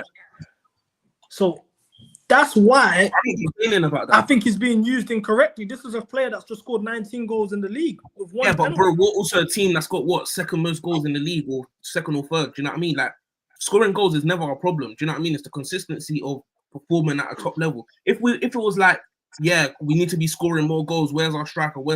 Then I feel like them questions will start opening up. But we're scoring goals. See, you know what I mean? I think you do actually have a problem with scoring goals, yeah, because with your attack, yeah, I know the numbers suggest, yeah, you're second best in the league, but your attack, you don't have nobody that can just take a game off the scruff of his neck, like just create a goal out of nothing whenever you need one. Like, for example, the goal Nkunku got against Bournemouth, where it was just pure talent, just came through at the end. You don't have no attacker like that. Do you know what? One, I feel like that's why you rely on the system. And two, even if we needed that, Solanke has never been that guy anyway. You know what I mean? So it's not like, saying, yeah, you can make Solanke into that. He's never really been that guy. So I wouldn't even be looking at him to do that. But that's what I'm saying. That's why you rely on the system, because we don't like, yeah, cool. There's going to be games where it's like, yeah, you're going to need that player to take the game by the scruff of the neck. But bro, in the Premier League, that's like an elite player. Do you know what I mean? And obviously back to Levy, bro, we're not going to be getting them elite players that can take the game by the scruff of the neck. Do you know what I mean? So in terms of scoring goals, that's why you rely on the system, bro. Brennan Johnson's a scrub, but I would be the first to say that, yo, that back post finish, he's got that on lock. And you can't really talk on his name as much as he's a scrub, because he's our best goal scorer. Do you know what I mean? Yeah, he's got 6 goals, got your most. But that's based on the system. Do you know what I mean? The goals are spread out throughout the team. Kulusevski's getting goals. Son's obviously getting goals. Some of our midfielders are chipping in. Our Poro's chipping in, etc., etc. Do you know what I mean? So I know what you mean, but for me, in terms of Solanke, and you know, I don't really think goals are the issue. I think it's more about just the mentality of the team. Do you know what I mean? For example, Brighton, we can have a first half like that, and then we can just say, oh yeah, we're not going to play football in the second half. Do you know what I mean? So for me, I don't really think goals are the issue. I think it's more these players. I don't know, bro. It's the club, bro. The club's rotten, bro. There's nothing we can do. Yeah, it's just Tottenham as a whole. Yeah, but this has just been you guys for how many years now? Like, this is the thing. Levy, broski. Nah, but how much did you guys pay for Brendan Johnson again? Like 65 million. Dark, man. 65 for him too. It was 50 million, no? 65 or 50, one of them, bro. Anything, whatever we paid was way too much. Too much. Wait, you know what's mad, yeah? You know we was going to get Brennan Johnson over Palmer. Oh, thank God we didn't. No, Bro, yeah, it's that dark. was Big crazy. up Ryan in the chat, man. Brendan Baby Johnson Foden, can't do salute. anything, bro. Bro. Like, it's dark, bro. Sometimes I see him, yeah, one-on-one with a defender. Bro, he turns around and passes it. Like, he can't do anything but back post. He can't do anything. But then it's like, what do you say to that? Because, yeah, you're scoring goals. Do you know what I mean? Brendan But Sterling. But why won't you slap him in the 9 then? no. Because his thing is back post. He can't. You think he can hold up the ball and bring players into the game? He's not going to even coming off the shoulder of the defender 1v1 with the keeper. I don't even trust him to just slot it one side. Do you know what I mean? All he can do is, because I watch him, yeah, bro. I watch him, yeah. And this is why I give him his props. I watch him, yeah, because he knows this is all he can do. As soon as somebody on the other side gets the ball, yeah, bro, he just sprints as fast as he can to the back post, bro. I think that's the only setting he's got. Like, as soon as we got the ball, run to the back post. Do you know what I mean? And he does it consistently and he scores goals, but that's all he can do. That's all he can do. Do you get it? Who did we play last week? Fulham. Bro, the guy was just stinking out the joint the whole game. Back post, scores. I was thinking, how on earth does this loser just do it? Because at the end of the day, without his goals, bro, we're looking even worse than we look right now. So then, like, let's say you was to, because your problems are so, it's so mad with you lot. Let's say you was to really just, cool, you have a January window, let's fix the 3 most urgent problems within our team right now. What are you addressing? Bro, for me, that's what I'm saying. Right now, I'm at a point where I'm not even saying, oh, we need this player or we need this manager, bro. It doesn't matter, bro. It doesn't matter. The biggest indication is, for the last, 3-4 years, bro, every single fan have been saying, Dyer is a scrub, Sanchez is a scrub, Emerson Royale's a scrub, get them out. When we got Porro, when we got Romero, when we got Van de Ven, every single fan was saying that's an upgrade. Do you get it? Now you got some people in the fan base saying, oh, Porro needs a break. Oh, we need to upgrade on Porro. We need to upgrade on Udogie. We need to upgrade on Romero. Bro, it's not about who you can get in, bro. It's about like the mentality of the club, because any player that comes in is going to play at a high level until they realize that they don't need to anymore. Do you know what I mean? Like, why would you need to? Bro? You win against City and everyone in the club saying, yeah, we just need to enjoy this. It's not every day you go and beat the champion. Make it every day then. What are you enjoying, bro? Like, what do you need? Like, do you know what I mean? So I'm not even at the position where I can say, oh yeah, go and get this player, go and get that player. Because, bro, like, get them to do what, bro? We've been here before. Like, every single player, like, since like Conte, Mourinho period, yeah, every single player that we wanted to upgrade on, we have. Do you get it? You wanted Højbjerg out, yeah? You've now got Bentancur, Sarr, and Basuma. Yeah, you can say right now you might not rate them, but that's an upgrade on Højbjerg. That's an upgrade on Højbjerg and Skip. But we're running around England with Højbjerg and Skip in our midfield. Then you go and upgrade it to get Basuma, Sarr, and Maddison, Bentancur, whatever. You can say you don't rate them, but they're upgrades. Do you get it? So but you see, when you say that, yeah, then isn't that praise to Levy then? Because he's answering the fans' suggestions that they're not liking certain players in the squad. He's not grading on them. That's what I'm saying. The problem is bigger than that. That's why it's not about the players, bro. It's about when they come into this club, yeah, there's a standard here that Levy has created. He's created this mentality of a club. So regardless of whether he goes to get a better manager or better players, whatever, the team is still, the club is still what he created. He's still the. But two things can be correct. Say that again. Two things can be correct, because you could still have players that aren't good enough for where you want Tottenham to be. Say that again, sorry. Two things can be correct. So, like, yeah, Tottenham as the institution and the mentality from the owners trickling down to the rest of the squad is the problem, but there's still players that you could probably upgrade on. Yeah, but especially in the forward line. Yeah, of course, bro. Of course, I'll be the first to say it. But the point I'm trying to make is, bro, when we got Udogie, bro, Udogie's first season, even last season, everyone was talking about he's the best best left back in the league. Do you know what I mean? Porro, even his stats up for right back, they're saying is better than Trent and all of this nonsense. Yeah, like, it's not about the upgrade, because now, yeah, I can say that. Oh yeah, cool. Give me a winger like Rafael Leao, for example. He goes to play left wing, yeah, bro. And then what happens, bro? He's not the type of player that's not going to be infected by all them players there. You'll see him be a scrub. I've watched him so many times, and you can see he's the type of player that if no one else is on it, he's not going to be on it. You know what I mean? And that's the majority of players in this generation right now. Give me another player like, who else can we get? Like, who else can we get? A wide player that scores goals, bro. They're gonna come here, and this is Spurs now. They're a Spurs player, so they're gonna be part of that. Do you know what I mean? So I'm not gonna waste my breath saying, "Oh yeah, we need to upgrade on this, we need to upgrade on that." It's like you're saying, "Oh, we need to upgrade on Johnson, mate. He's getting all your goals." Do you know what I mean? So you're saying realistically, the cure to all of this and to get this mindset out of this within this club is to get Levy out. Is that what you're saying? Yeah. That's literally it. And the reason why I'm not going to lose my mind is because, as I said, I know we're not a club with a history of winning trophies. I'm not going to be deluding and say, yeah, we need to be winning the Premier League, whatever. But as fans, if you're telling yourself, yeah, we need to be pushing on, we need to be winning trophies, don't say and out, because the reason why that's not happening is not because of the manager. Do you know what I mean? So for me, it's like, if the conversation you're having is about, yeah, cool, we need to be pushing on, we need to be winning things, bro, focus on the owner then. It's not about the manager. It's not about get this player in so they can win us the game, bro. You get Mourinho, yeah, you can say he's not the best, but Mourinho, what's the one thing he's known for doing? Winning trophies. And then you sack him a week before the final, bro. What message does that send throughout the club? Do you know what I mean? What, you're going to have a top player, and then you're going to bring in a top player, and then you sack Mourinho a week before final, and what you think he's going to come back next season raring to go? He's going to be thinking, these men are a joke, bro.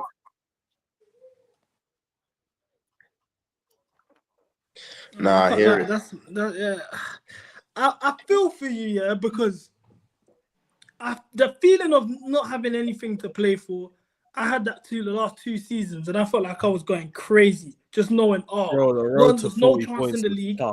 It was the cups, and even with the cup, like when we lost the Carabao Cup final, I had the copium in the back of my mind. Oh, we got the FA Cup though. We got the FA Cup. So then that semi-final is that it was crazy because we lost that semi-final on Saturday, and then on Tuesday we lost 5-0 to Arsenal. And it was just like, what kind of feeling is this? I don't want to experience that ever again. This is the norm for you. And it is upsetting, but I feel like the problem is your fan base isn't a fan base that's gonna really put pressure on the board. Like I think our owners were a bit naive in the sense where they didn't think we were gonna really react the way we reacted over the past couple of years. And I do feel like that is why they actually did kind of get their act together. The movements like hashtag change the model, and then they broke the model, getting players like Neto, and there was certain intent that was put there because I like to believe the fans put that sort of pressure onto them. Your fan base don't do anything like that, but I think it's because this is just the culture of the club. Yeah, bro, that's what I said. I said the reason why it would be different is because you lot have a history of, winning important trophies. You get it? So that's what's in your blood. So that's the first place you're gonna direct your attention to. We're not winning important trophies. For us, all we want to see, because of our history, is good football. Do you get it? Even under our scrubs, we was playing a good football, a football that we could go to our stadium and enjoy it. Do you know what I mean? So that's why last season we didn't win no trophies. We didn't even get top 4, but all our fans were happy. Even me, I was happy. I was happy to see good football. I was happy to see us competing at a top level. But bro, when that's not happening, that's when they're going to be, showing discontent and saying, oh yeah, get rid of the manager. But because it's not from a trophy perspective and it's just for a week in, week out, I want to see good football. That's why they're going to aim it at manager. But I'm saying consistently, if you want to see good football, the culture of the club needs to change, because we've always been that team that you get 5 or 6 good results through the season. Maybe you get a cheeky little cup run. Do you know what I mean? But you're going to lose stupid games, bro. We've been doing that for the last 10 years, bro. In Europe, domestically, in the league, we've been doing it. It's the same thing. Do you know what I mean? So I just feel like I've never really been the person to say, oh, Levy this, Levy that. I was kind of in the place of like, oh yeah, he's growing the brand of Spurs, etc., etc. But now, bro, it's getting a bit ridiculous, man. Like, I just feel like I'm seeing the videos and I'm thinking these fans are a bit of clowns, man. Because like you're saying leave it out, Ange out. I'm thinking, mate, haven't you done this like 5 times in a row? Like you've done exactly the same thing 5 times in a row and seen the same thing 5 times in a row. Do you know what I mean? It's like now it's like I'm not on Ange, I'm not on the players. It's strictly Levy. Fair enough. Sorry, I was on mute. Right, I was saying I understand that, yeah, but I'm looking at this like, cool, you guys are still in 3 cups. You're in the quarterfinal of the Carabao Cup against a Man United team that Why are you pulling? Why are you reacting like this? Bro, what are you trying to do, bro? What are you trying to do? Because I'm being honest here, innit? You're talking about going for trophies. You want to make some sort of difference. If you was to win a trophy, that signifies some sort of progress or change. I'm seeing the fact that you're about to play in a Carabao Cup quarterfinal next week against a team that you comfortably beat last month. You're already known for beating bigger teams, so a game like that shouldn't be so bad. I know you had a couple bad performances in Europe. I look at the European teams. I'll be honest, you're one of the top 3 or 4 teams in the Europa League. There's an FA Cup run. Now, I don't know what your draw is. I think you got Tamworth or something. I don't know what team you're facing. But what's to say that you're not going to be able to compete for those 3 trophies? Right. Even now that you're 10th, you're 6 points off top 4. You guys are probably going to finish 5th or 6th. You're in the middle of an injury crisis that you need to take into account as well. Levy don't control that. So it can change. I think this That's is very... back, to be fair. Yeah, I understand Race your the top 4 ain't consistent, innit? Bro, like when Conte said it, bro, you can't fool me, bro. I know what I'm seeing. I know what this is, bro. We don't want to fight for anything big. So yeah, we can beat United in the league because there's nothing to play for there. Really, it's the beginning of the season. Like everyone's having a jolly up. Do you know what I mean? Now it's the cup. What is it? It's quarterfinal, semi-final, something like that. quarterfinal. Now they know that there's something big to play for, bro. We're not gonna win that game, bro. Do you know what I mean? You're talking about cup competitions in Europe and all. This is where there's something to play for comes into it. Not at the beginning of the season when there's genuinely nothing to play for. When everyone's on like 20 points and 19 points, there's nothing really to play for. Do you know what I mean? Once there's something to play for and there's a bit of pressure on them, their mentality is, well, we don't really have to. Do you know what I mean? It's like we want to, but we don't really have to. Whereas other teams is we have to. There's no 2 ways about it. We have to. Do you know what I mean? Like Chelsea would be like, we have to. Even United are stink right now, but they've won 2 cups in 2 years because their thing is we have to. Do you know what I mean? The players, their mentality isn't we have to. Like their thing is we don't really have to. Like we don't really have to win it. Nothing's gonna happen if we don't win it. Do you know what I mean? And it's like, so why do you want me to be like, yeah, we have to, when I know damn well no one in that club is we have to. I saw Lloris. But that comes from the fans, though. That's why this is doesn't, bro. How can you say it comes from the fans, bro? I saw Lloris did his stupid little book here, and then he's talking about when we got to the Champions League final, and the night before the final, Levy's going around giving people watches, and on the back of it said Champions League finalists, not winners, by the way, finalists. And you're telling me that comes from the fans? No, that came from the manager. That's mad.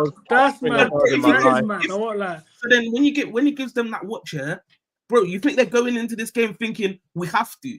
They're thinking, well, we don't really have to. We've already got the watch that says finalists. Do you know what I mean? So it's like it's not about the fans, bro. You can't gaslight me. I know what I'm seeing, bro. But I get that. That's crazy.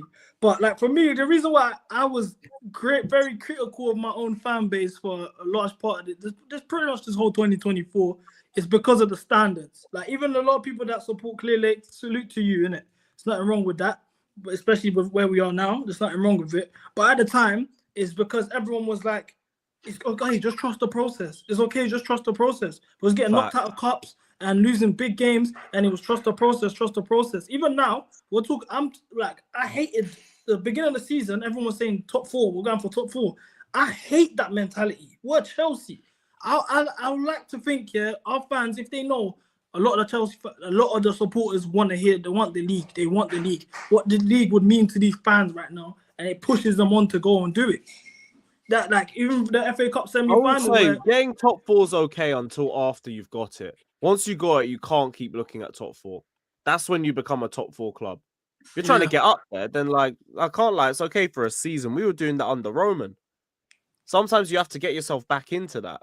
Then you can look further up, innit? No, but I think we need at least, if we're gonna just aim for top 4, we need at least 2 trophies this season. Just to keep us in 2 other cups. I hear it. An FA Cup and the Conference League. Why not? So I had another Spurs fan here a couple hours ago before you came. I wanted to actually have you guys together because you guys are on 2 different sides of the spectrum. He's Ange out, and however, he says the only way that Ange could be on his good graces is if he delivers a treble, which he expects to win this season. Wait, but you're coming to try and have this conversation with me, bro. That's a stupid thing to say. What do you want me to say? Oh, that's unrealistic. Bro, what do you want me to reply to that? No, wait. I'm just saying. He's trying to say all three He's cups, very innit? adamant, yeah. He's very adamant that you Bro, guys who's have the best team. I need to go watch the video. Was he being I serious? need to get you guys after this game on Sunday. I'm getting you guys together. Was Time he to being do a serious? Liverpool 2001, man. Let's go. Was he being serious? No, he's dead ass. I talk to him every Sunday. He's dead serious. So He what was thinks he saying? Spurs- What was he saying? So he thinks you guys can go for the treble this season. He says you're definitely winning the Carabao Okay, so Cup. what cup? He says you're definitely winning the Carabao Cup. He said you can have a run in the FA Cup and you have the best team in the Europa League. As well as that, he thinks you guys play the best football in the league in terms of possession based. No team has outplayed you all season, according to him. He just thinks that the manager's mentality isn't good enough. Hence why you're not consistent. Because when he wins games, he lets these men put their foot off the gas. But he likes to call your style of football domination in a location. So I want you guys to really meet each other because you're on two complete. Like I've just had back-to-back conversations with the both of you, and it's like it feels like you guys, your clubs are in two different states. So I need to put you guys together. He feels as well that he mentioned Jed Spence being treated unfairly. Now I don't know the politics in your club, but what's going on with Jed Spence? Because Archie Gray has been playing right back, out of position. He's 19 years old. Why is Jed Spence not getting a sniff, even though there's an injury crisis? Yeah, well, that thing's weird, isn't it? But bro, it's like, yeah, Jed Spence is not playing. Whoop-de-doo. Do you know what I mean? It's weird, isn't it? Like, didn't register him for the Europa squad, and obviously he opts for Archie Gray at any given opportunity and doesn't actually play Spence when he's literally the one that got us through the Carabao Cup against Coventry. But bro, like, it's Jed Spence, isn't it? Like, he's not gonna come and win us the game. Do you know what I mean? Like, you're just over it, innit? I've clocked like you can ride for Jed Spence, boys. Like, yo, it's Jed Spence, bro. I've clocked. You're at a point now this where you're guy's just saying trying we need to to win the treble, bro. I'm not over that. What he said, the treble, like we're gonna win all three. He trophies. said a cup treble, not the league, not the league, the cup treble. Bro, I'll be genuinely. There's no one that's down for a trophy more than me, but I'll be surprised if we win one. I'll genuinely be surprised if we win one. I think I'll be real. Carabao is doable. You just gotta hope you don't meet Arsenal. Realistically speaking, I think that's doable. Anybody, bro. Like, but we're not good in cups. I don't know what to tell you. We're not good in cups. Like, it's not like, oh yeah, we've won cups before, so it's like, yeah, we can have a poor season and still pick up a cup. I don't trust us in a semi-final against anybody. Like, I don't trust us. Do you know what I mean? I don't know what to tell you. This is mental. Do you know, as Chelsea fans, are we brats? Because I'm listening to this like Spurs and this scenario they're in, and you look at the way we've been. We're blessed to have even been in this position with this club because we're able to have these standards. It's not just us. Think about it. Bayern have the same mentality. Real Madrid as well. But you know what that is? It's the best of the best. And we're good enough that we can even aspire to get to that level. For our guy over here, it's just a bit peak. It's just, thank God we're out of that. Because that was us a year ago. Yeah, that's what I'm saying. Like, this is everything he's saying, the feelings that he's feeling. This was everything I felt like last year. Well, I didn't even care about Poch. I was like, bro, I don't want to hear about Poch. It's the ownership, it's the sporting directors. Do you guys even have a sporting director? Or is it all Levy? Obviously, Paratici's in jail right now. I was gonna say that guy's in prison, right? We got caught up in that Juventus scandal. We got some land guy running around pretending to be Paratici, picking up Archie Gray and them, man. So, no, that's so peak, man. Yo, I have a question though. Why don't Tottenham, being like the level of club that they are, why isn't there more like internal pressure to just win one of the little cups? I don't get that. When you're saying internal, you're saying from within the club, right? Yes. bro. Because Levy's there, bro. He. I feel like they've been briefed in what they need to do in the next. So I think like 10 years ago they got briefed within the club. This is me just guessing. I think 10 years ago they got briefed within the club and said what we want to make this club in terms of the stadium, in terms of like commercially.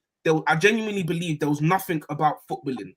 I don't think they care about the football. Genuinely, I don't think they care about the football. Like a couple of weeks ago, they're releasing a new badge and some new fonts. Except I'm thinking, what the hell are you man doing? Fonts? You're changing the fonts. Do you know what I mean? Obviously, but do you know where you're at right now, TP? Yeah? This is where we was at last year, where because we're not winning and the results are so bad, we're nitpicking every little thing that's happening outside of the pitch and we're complaining about. I was there too. I remember like. Bro, I was getting vexed about a hotel getting sold that I've never been to in my life. I'm bugging. How dare you sell the hotel? I remember these feelings. Trust me, bro. Like, any bit of money that the owners were making, I was losing my mind. Like, how is this not contributing to trophies and wins? So I get it, bro. But the fonts and the logos ain't the issue, bro. Trust me. Oh, but my thing is that's when he's saying the internal pressure. For me, that's my response. Because that's what they're focused on. They're focused on the fonts. They're focused on who can we get. You're saying like they're focused on Beyonce performing more, innit? Oh, we got the all financial. F1 I swear your financial numbers are really good. These guys made more money than us last year, but but that's what pisses them off even more because it's not getting reinvested. We make money and we reinvest it, not in football, commercially. Oh, you're gonna get an F1 stadium under the ground. An F1 racing track under the ground. Like, who gives a toss, bro? Do you know what I mean? It's that to answer your question, I think there's no internal pressure because I think that they're happy. I think they're content. I think they genuinely think, all right, cool, we're doing a good job. Like I that's what I believe in it. But I don't get that though, because then again, managers are still getting sacked. I would understand that if they're doing all of these things and they're leaving, he's just leaving guys. He's sacking Conte. He's bringing in guys like Conte, winners, Mourinho, winner. You know, even he sacked Nuno very early on. So he's doing these things because he wants to achieve something. Like, for example, Ange now, let's say Ange goes the whole season. You guys finish 10th, for example, and he doesn't sack him for the whole season. You don't win no trophies. Then I can understand the guy doesn't give a fuck. But why are you sacking the managers then? Bro, because obviously he's going to hear the fans to some degree. And that's what I'm saying. That's why I think that they're idiots, because Daniel Levy will watch that on TV and hear them having a go at Ange, saying you need to go whatever, and he's got his feet up saying, yeah, cool, I have the luxury to sack another manager. Do you get it? It's easy for him to do that. It's not hard for him to do that.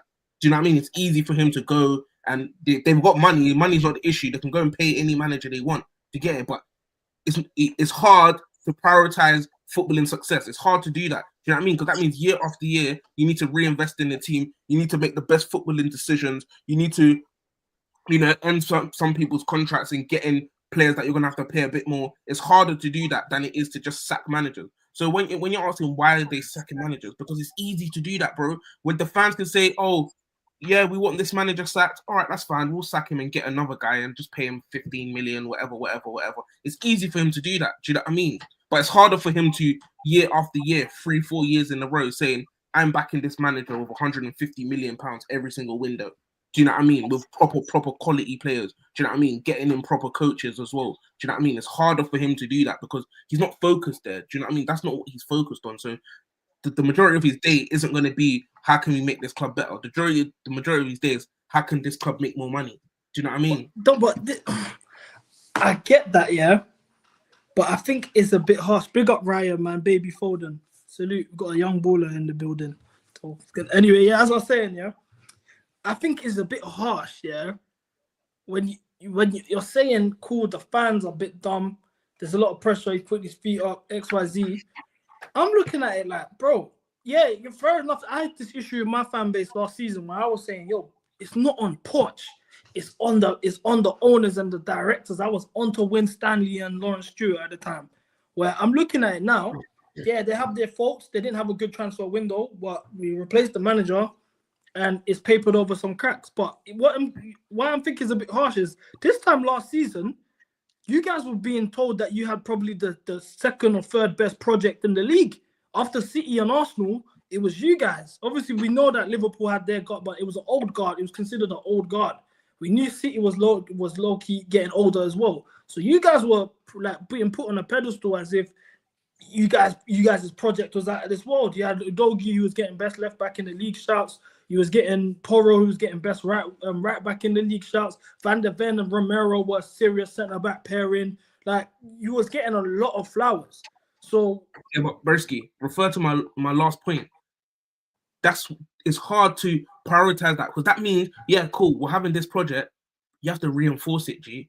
Do you know what I mean? You have to get top quality. We had Johnson last year. Or did we have Johnson last year? yeah, you did. Yeah, you did. Yeah, we had Johnson last year. Do you know what I mean? You need to upgrade that. Do you know what I mean? You go. We had one on loan. Then you say, oh yeah, come back again. Do you know what I mean? You have to reinforce that. So it's all well and good us having a good project last year, but that's what all the managers struggled with. The fact that, all right, cool, we've had a good season, but it's only a good season. We need to reinforce it. We need to bolster up. Do you know what I mean? And obviously that's also what we struggled with. But even in 1 year, it's not going to change from what it was to now we're a team that is just, going to be so successful. Do you know what I mean? But it starts with, reinforcing the team you have. Do you know what I mean? Bringing in more quality, bringing in more experience, and keeping doing that. Just keep doing that. Do you know what I mean? And obviously, I don't think Levy has the capacity to just keep doing it every single window, bringing either a quality or good experience every single window. It has to be littered with some 16-year-old that's going to join us at the end of the season.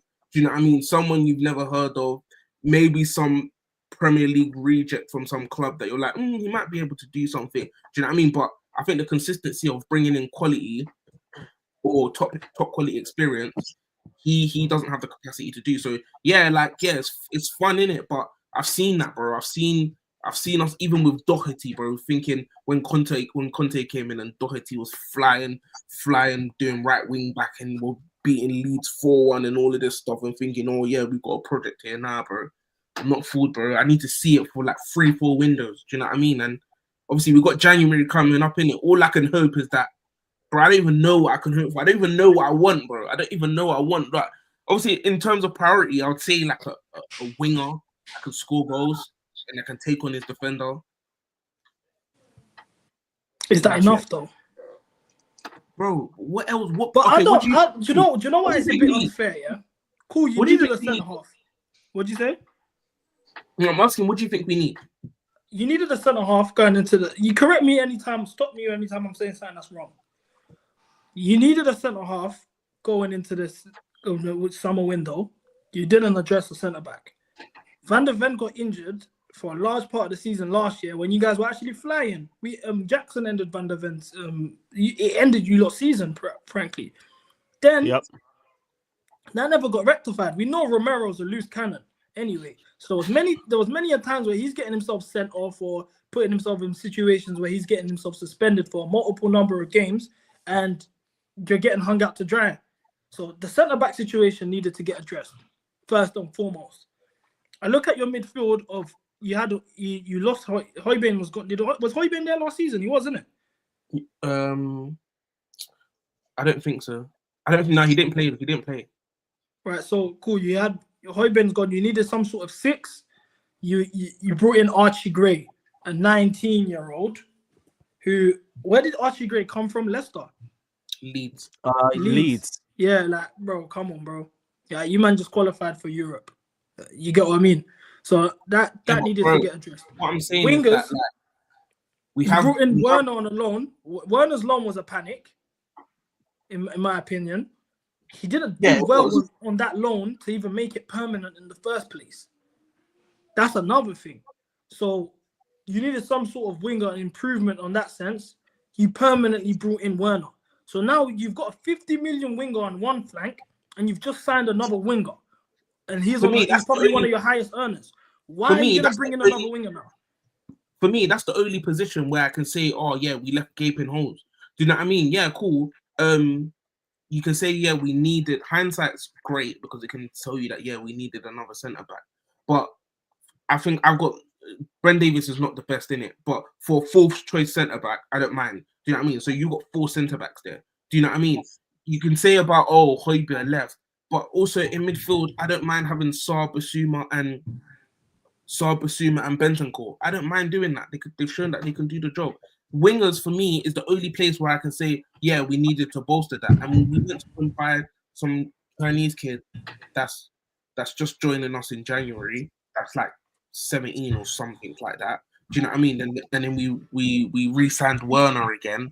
Do you know what I mean? So for me, that the only position for me is wingers. Do you know what I mean? Maybe another number 10 because Maddison doesn't know how he wants to play football. But bro, it's all like, yeah, we get this player. It doesn't really matter to me, bro, because I know that we're going to be in the same position in about 6-7 months where we're like, okay, what do we need in the summer? Do you know what I mean? It's like, I don't think you can If you give us some 40 mil, we'll give you Connie Chukwuemeka, man. You can have that. I think he'll do good in your team, though. That's the maddest thing. Yeah, that's what I'm saying. Like, what does he play? All he needs is game time. I hear it. Yeah, he's box to box. Where does he play? Box to box, he can play in the 10 as well. 40 mil, man. That's even Ugo Chukwu, you guys can take Leslie. You'll do a job there. Nah, you know what? Take Cassidy, man. He's Italian. Yeah. Cassidy is Italian. Where does he play? He can play 6, 8. Bro, we don't need midfielders, bro. You need a 6, bro. Nah, we don't, bro. Look, Kulisevsky there. So when you look at our team, yeah, barring the obvious Cole Palmer, Caicedos, who would you take if you could take 3 players that can actually help improve your squad? I'll take Noni. I'll take Madueke. Can you just pause on that real quick? Wait, can you just pause on the Noni take real quick? You see how all these other teams are taking Noni? Heard a couple Arsenal, man. Yeah, I'll take Noni. Spurs, man. This is the second Spurs guy that said he's going to take Noni. So see all the Noni hate I've been seeing from TL. Here we go. All the Noni hate I've been seeing from CB, especially during pre-season. Tell a man he ain't gonna you see go this past guy 5 here, goals. Cam, yeah? He is probably Noni's biggest fan. I'm at a point where I'm starting to question Bigger than Don. They're related. No, it's bigger than Don. Don is nothing compared to this guy. This guy told me that he thinks Noni's better than Neymar. And he's dead serious. It's not a joke. Wait. Can you explain that one, bro? So obviously, it must have been on playback. And guys were trying to tell me they'll take current Neymar over Noni. I said no. Current Noni right now, that 1v1 demon produces more in this Chelsea team than Neymar does. And in that context of last season and everything that was going on, I was like, yo, what the hell is Neymar going to do for my Chelsea? Give me Noni. You know what I'm saying? Give me Noni on that wing. And you're saying this with a straight face, you know. I respect it. Dead serious. I hear it like his tone ain't changed or nothing. Like that's legit.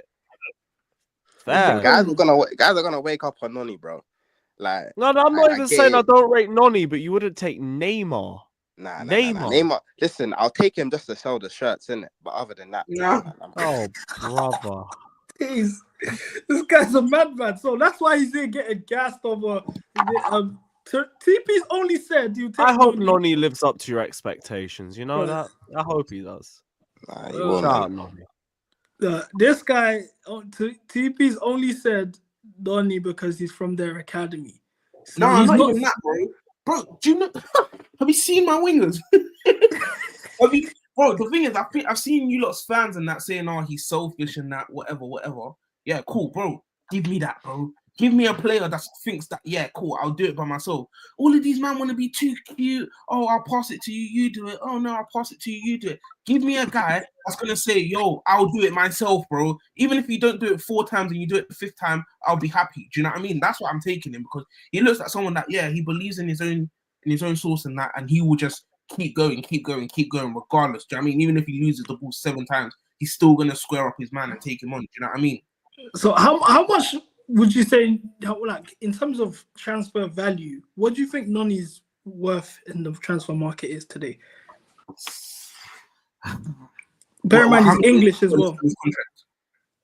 I don't know. I'm probably at 3 years. No, and he's got twist. Remember, he's got twist as well. English and twist.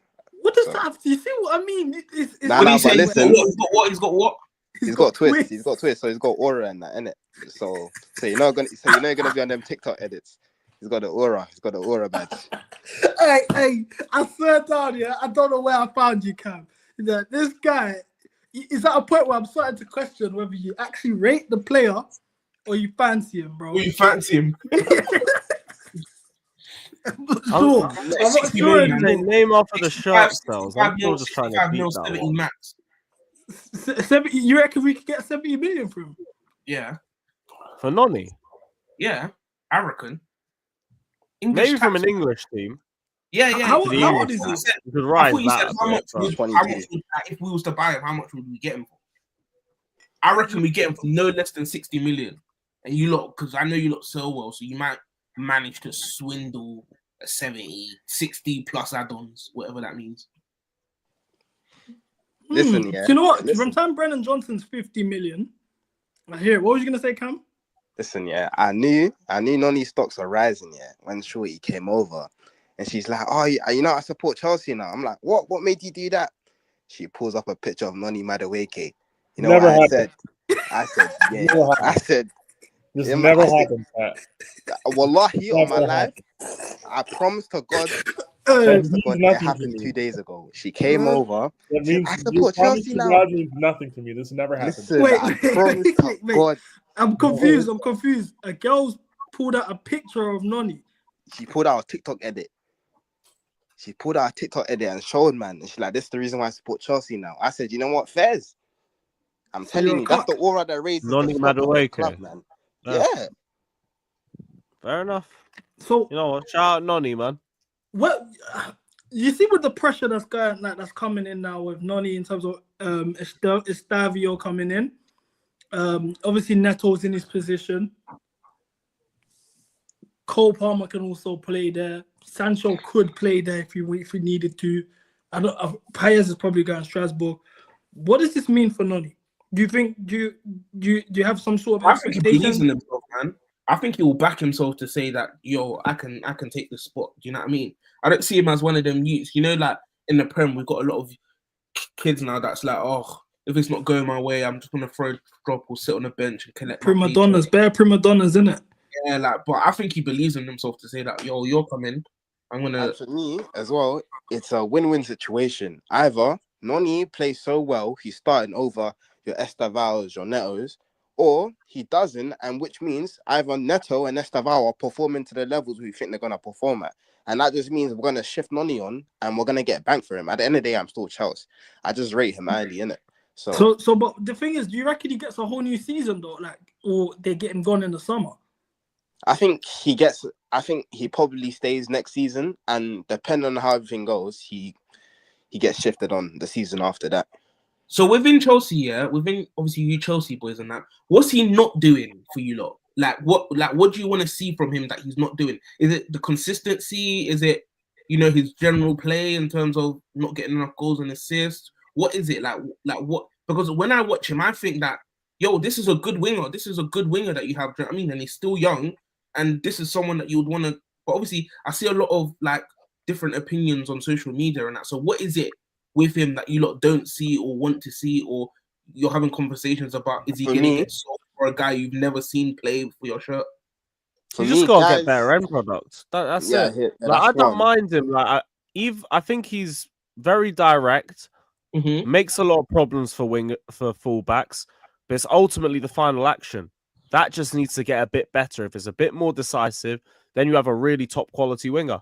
Yeah, but for me, like, that's about it. And like sometimes he gets a bit lazy defensively. Don't you think it's like that comes with time? Do you know what I mean? It's like, obviously, I know there's a lot of young players that it's like, all right, cool, they've got that. Do you know what I mean? That's their bag from young. Do you know what I mean? But I also do think that, yeah, cool, if it's just about end product, bro, you've got a coach there that seems to be able to coach all your players. Do you know what I mean? It's like, even if he's going to have to spend a couple months on the bench and get some 20 minutes here, 20 minutes there, in 2-3 years, bro, you're probably looking at a player that's like, yeah, I agree. It's the league. Oh, frozen it. Yeah, sorry, I froze for a sec, but yeah, I agree. He just needs a little bit of time too. Like, yeah, you're spitting, but we have other options, so I don't mind. We have Sancho, we have Neto, so we don't need to keep forcing it. And like, I don't think we are now. He's been dropped for like the last game. I'd expect him to be dropped for Spurs as well. Like, yeah, he's just on the right trajectory. He's improved from last season. So How just do you have to feel keep about improving. Noni Peter? I know you troll Cam a lot, but how do you actually feel about it? To be honest, I think where our team is going, we're going to be slightly above the level that fans are reasonably going to have patience with the lack of execution in the final third that you get with Nani. He gets in all these good positions. He's the most frequently isolated attacker in terms of running at people 1v1 in our team. He gets in the best positions as an attacking player, but for the returns we've gotten from it across the season, it's not as consistent as I would like. So I don't know, man. If we could upgrade that with somebody who is more consistent in those positions so we can get a better output consistently, that would be good. I understand that comes across as kind of nitpicky, but I mean, he's clearly a talented player. But if we're getting this next generation Neymar kid from Brazil or whatever, and he lives up to half the hype that's been put behind him, Nani might find himself in a situation where he's a backup winger still. But I mean, hey, it is what it is, man. But Nah, that's what I'm I'm gonna saying. say, As yeah. a backup winger, I think he'd be a quality. But I think that in terms of backup wingers, he's probably he'd be one of the best in Europe as a backup winger. Sure. But I'm not sitting there saying I'll put it this way: Mudryk shouldn't last at this club longer than Nani will. Yeah. No, definitely. I Like, even that's thought what that, I say, yeah. that Sterling should have outlived Mudryk, if I'm being honest. I was gonna say, yeah, you look on the other wing, yeah, and obviously I don't watch 90 minutes Chelsea, yeah, but I don't see Sancho doing much more than Madueke. Do you know what I mean? But it seems as though if Sancho is fit, he's starting. Do you know what I mean? So that's why I'm kind of Sancho's been a lot more decisive than Noni, I'd say. Yeah, but TP, I think you're comparing him to the wrong winger in my opinion, because Sancho's game is completely different to Noni's. Sancho's more of a playmaker, and I think the wing you should be comparing him to is Neto. Neto don't get as much output as Noni, but yet everyone seems to prefer Neto because, oh my god, he can whip in across. Oh my god, look at the ball rolls. What do you say? Nani's made 12 starts on the right this season. Yeah, I know, but I'll be honest though. Has Neto really justified the 65 million fee so far? I know he's growing, he got a big goal. Neither of those players have justified their fees. Would be 60 million. If you're going to give somebody a dozen games in the team, right? If you're willing to give Neto a dozen games straight and see what the output is to have a comparison, then yeah, I guess we could do that. But I don't think our team's in a situation where either of those guys are going to start for 12 games in a row while the other's on the bench. No, yeah, definitely not. I think Notney's defensive work gets underrated in terms of tracking back. That's something that I credit to Poch as well. I think he really brought that into his game. But in terms of the way he tracks back and he works hard defensively, he's always running. His press is actually pretty decent. We saw that against Southampton for the Nkunku goal. I think he is growing more as a complete player. The issue with Noni is more so, his decision making could be better. But I like the fact that we have a winger on one side in Noni who forces the issue and is going to take a shot on goal if he sees an opening. Why not take the risk? Whereas on the other side, we have Sancho, who's the complete opposite, which he hesitates to shoot every single time. He will beat a player, and it's just mad foreplay, no sex though. It's just, dry humping, beat the player, go past and pass backwards. Yeah, I feel like even the direction of your team or how Maresca kind of wants you lot to play in terms of free flowing attacks, in terms of your forwards being able to, kind of just express themselves. I feel like it's tailor made for a player like that. Do you know what I mean? It's different if he's in a team where it's the manager's so oh, it needs to be like this. It needs to, for example, Pep. Do you know what I mean? It's you kind of don't want your player to do that, but it just seems like he's tailor made for your attack and the team that you lot want to be. Do you know what I mean? Yeah, could be wrong. Yeah, I agree.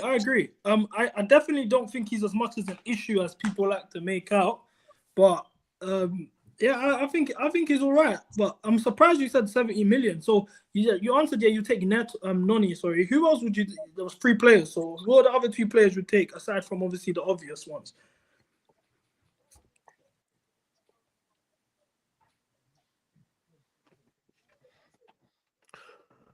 I'm not gonna lie, I don't know. No one.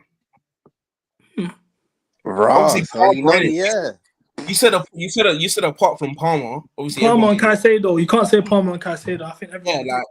I don't think Lavia. I think he's a good player, but I don't think we need an upgrade in that position. Do you know what I mean? But You wouldn't take Jackson? Because it's like, yeah, obviously he will score more goals than Solanke, but I think all round what Solanke is doing for us, that's what Jackson would be doing anyway. Do you know what I mean? I don't think... but plus the goals, isn't it? Yeah, I mean, yeah. But it's like, that's what I did mention like half an hour ago. For me, I don't think goals are our problem. Do you know what I mean? If we wasn't scoring, then I'd say, yeah, give me your striker. But I don't think goals are our problem. Do you know what I mean? So I feel like, as I said, I think our main thing is like our wide players, bro. Our wide players 1v1 are horrid. Do you know what I mean? So I'm looking at your team. I feel like you have a good team. You have some good players. But if you're asking me who would I take from there, it probably would be a wide player in Noni. Do you know what I mean? I don't really see Sancho as the type of player that we need. Neto, as you said, I don't really think he's justified. I think he's a good player in his day, consistently throughout the whole season, knowing the team that we have.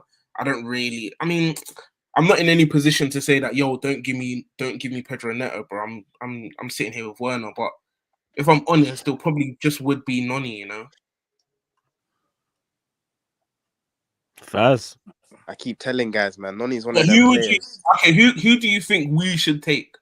Let me reverse the question then. 3 players that you think we should take. Because obviously it sounds like I'm being... Jackson, Neto, Sancho. Bro, Your midfield's good, but I'd still say you should take Lavia. Yeah, you need some sort of tip him. Still would probably say Reece James, but a fitness thing. Cucurella, I'll rate him over Udogie is what it is. Plus, you still could do with the depth. I'm not even gonna lie, yeah. I think Mudryk will actually do good for you guys. I think that's the type of club where there's not a lot of pressure on him in terms of performances. The styles, like what the role Werner's doing, I think Mudryk will benefit from it. Like, bro, I told you our wingers are piss poor, bro. Any winger you have to spare, yeah. Do you know what I mean? That's where I feel like I would stop there. Do you know what I mean? It's like, yeah, I'm not saying that your midfielders are rubbish, but Lavia, it's like, bro, what's he gonna do that Sarr and Basuma and Bentancur aren't doing? Do you know what I mean? Like, we don't have a midfield issue. Do you know what I mean? We're retaining the ball, we're pressing well, we're winning the ball high. Do you know what I mean? We're actually building from deep. Like, we don't have a midfielder issue. Do you know what I mean? We've got a wide issue, definitely, and we've got a concentration issue with our defense. Do you know what I mean? You don't really have any defenders that I'll say, yeah, bring me that. But that's why I'd say only really the wide players. No, I hear that. So going into the game on Sunday, what are your? I do a thing now, like as I do more lives and we do more previews, you will see that. But I have a thing where I do 3 objectives going into every game as Chelsea. So my 3 objectives, number 1 for me is a clean sheet, just because defensive issues. I know there's actually been an overemphasis, in my opinion, about our defense because of the how cheaply we do concede. But we've only conceded 15 goals in the league. Arsenal are 14, and the best defense in the league, Liverpool, are on 11. Now, obviously, 4 goals is a big difference, but we got the 3rd best defense in the league. We've got the best attack in the league. So I do feel like there is a bit of an overemphasis on how bad the defense is. But I would like to see a clean sheet, especially with the fact that we've got Badiashile or Disasi, whoever. It'd probably be Badiashile. Badiashile being in our lineup for the next month. So I would like some sort of comfortability, confidence being grown. And it'd be a big statement if we was to get a clean sheet away from home at Spurs. So our clean sheet is number 1 for me. Number 2, I want to improve our goal difference by at least 2 goals. Just because of how we were 3rd place last week, with Arsenal breathing down our neck, we got the same amount of goals. The same amount of points. The goal difference is important if you want to stay 2nd place. So we do need to win by at least 2 goals. And I would like to see us, to some extent, dominate the midfield. Now, in terms of the press and what we've done, the counter pressing and everything we've done against Villa, I would like to see a repeat of that without the defensive lapse. I think all of these ones are realistic on our part. If there's anything Chelsea fans that are missing out or you like to add, feel free. But I think these are very much realistic objectives. So as a Spurs fan, what are your objectives going into the game? I think number 1 is concentration. I think if we approach the game right and we stay concentrated throughout the duration of the game, I don't think it will be as bad as I'm making it out to be. Do you know what I mean? In terms of, pressing you guys well and retaining the ball well. Do you know what I mean? I think if we concentrate on doing those two things for the 90 minutes, I'll feel a bit more comfortable about the game, win, lose, or draw. Do you know what I mean? So concentration is one of them. Not letting, because I said it on one of the other streams, our biggest problem is, it's not games that we go from a 10 performance to 1. It's literally within the match. Do you know what I mean? So we can spend 20 minutes playing at a 10, and then the next half an hour we'll play at a 1, and then we might raise it to a 3 when we need a goal. Do you know what I mean? So even if we start the game playing at a 6, just maintain that 6. Do you know what I mean? Consistently create chances, defend well as a unit, whatever. So I think the concentration is one of them. I need to see something from my attackers, man. I need to desperately, broski, man. It's like anyone, bro. Like right now, yeah, bro. Do you know how bad it is? Right now, I'm watching games thinking, yo, just bring on Werner, bro.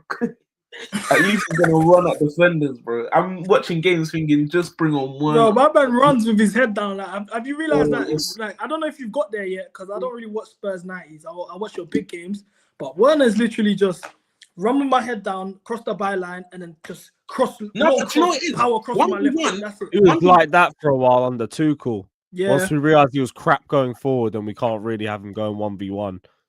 No, 1v1 for us this season anyway. 1v1 he's been decent.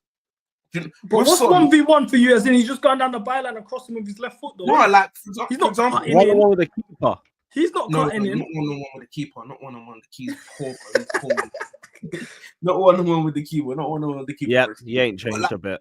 One-on-one with the defender. Like for example, with Son, I call him like a final third demon. So in front of goal, he's decisive with his cross and he will finish. But right now, Son, that's his ceiling, bro. One-on-one, he like 1v1 with a defender, he is horrid. Do you get it? And that's why I said if you merge the two in terms of Son and Werner, we probably have the best winger in the league, because Werner this season for us has been taking on defenders and beating them consistently. It's just after that, bro, you just have to just close your eyes and hope he makes the right decision. Do you know what I mean? Like, I don't even want you to cross it or shoot. Just pass it to somebody else. You've gone past the defender. You've done your job. Just pass it. Do you know what I mean? Like, he can't cross and he can't shoot. But I think, obviously, in games where it's like, Son, he's just going to keep the ball. I don't think he trusts his pace and power anymore. Do you know what I mean? But at least Werner's going to do the bare minimum and just knock it and run. Johnson's quick and he doesn't even do it. Well, I've just seen Werner has no goals in the league this season. In the league? Yeah, he's just living off that City game in the cup. Yeah. Bro, he's been playing well, bro. He's been playing well. He's been playing not well, but the problem you're getting. Is it doing the dog work and the off the ball stuff, or has he been good in possession? Nah, it's just in possession. But don't forget, a lot of the times, because we dominate possession, it's like he doesn't get found out defensively because we're rarely ever going the other way. Do you know what I mean? So it's like the tracking back is not really like a big role for the left winger. Do you know what I mean? It just needs to kind of just be effective in the final third, cross the ball right, be in the right position. Like, but he can't. Even this Johnson knows how to get to the back post. Bro, Werner, just run to the back post. The ball always goes there. Do you know what I mean? And that's one thing I give to Ange. Yeah? With these scrubs, he's managed to get a style of play that, all right, cool, we can create chances and we can score goals. All you need to do is run to the back post. Just sprint to the back post. That's what Johnson does, and he's a scrub. Do you know what I mean? But he doesn't even do that. Do you know what I mean? So, bro, I'm just thinking, like, the fact that you've got the second best attack in the league statistically, and I'm looking at your highest goal scorer, Johnson, 6 goals, Maddison 5, Solanke 4, Son 3, Kulusevski 2, Porro 2, Basuma, Romero, Bentancur. Like, the fact you're getting output like this of bombs, like, this is bombs, you know. I salute Ange. This is when I start to feel sorry for Ange in a sense. Same. Bro, that's what I'm saying. Bro, that's what I was saying at the beginning of the stream, bro. It's like, bro, he's playing with scrubs and he's got and you remember at the beginning of the stream, I said fundamentally, I think he's a good coach. Do you know what I mean? We can have conversations about, oh yeah, can you not hear me?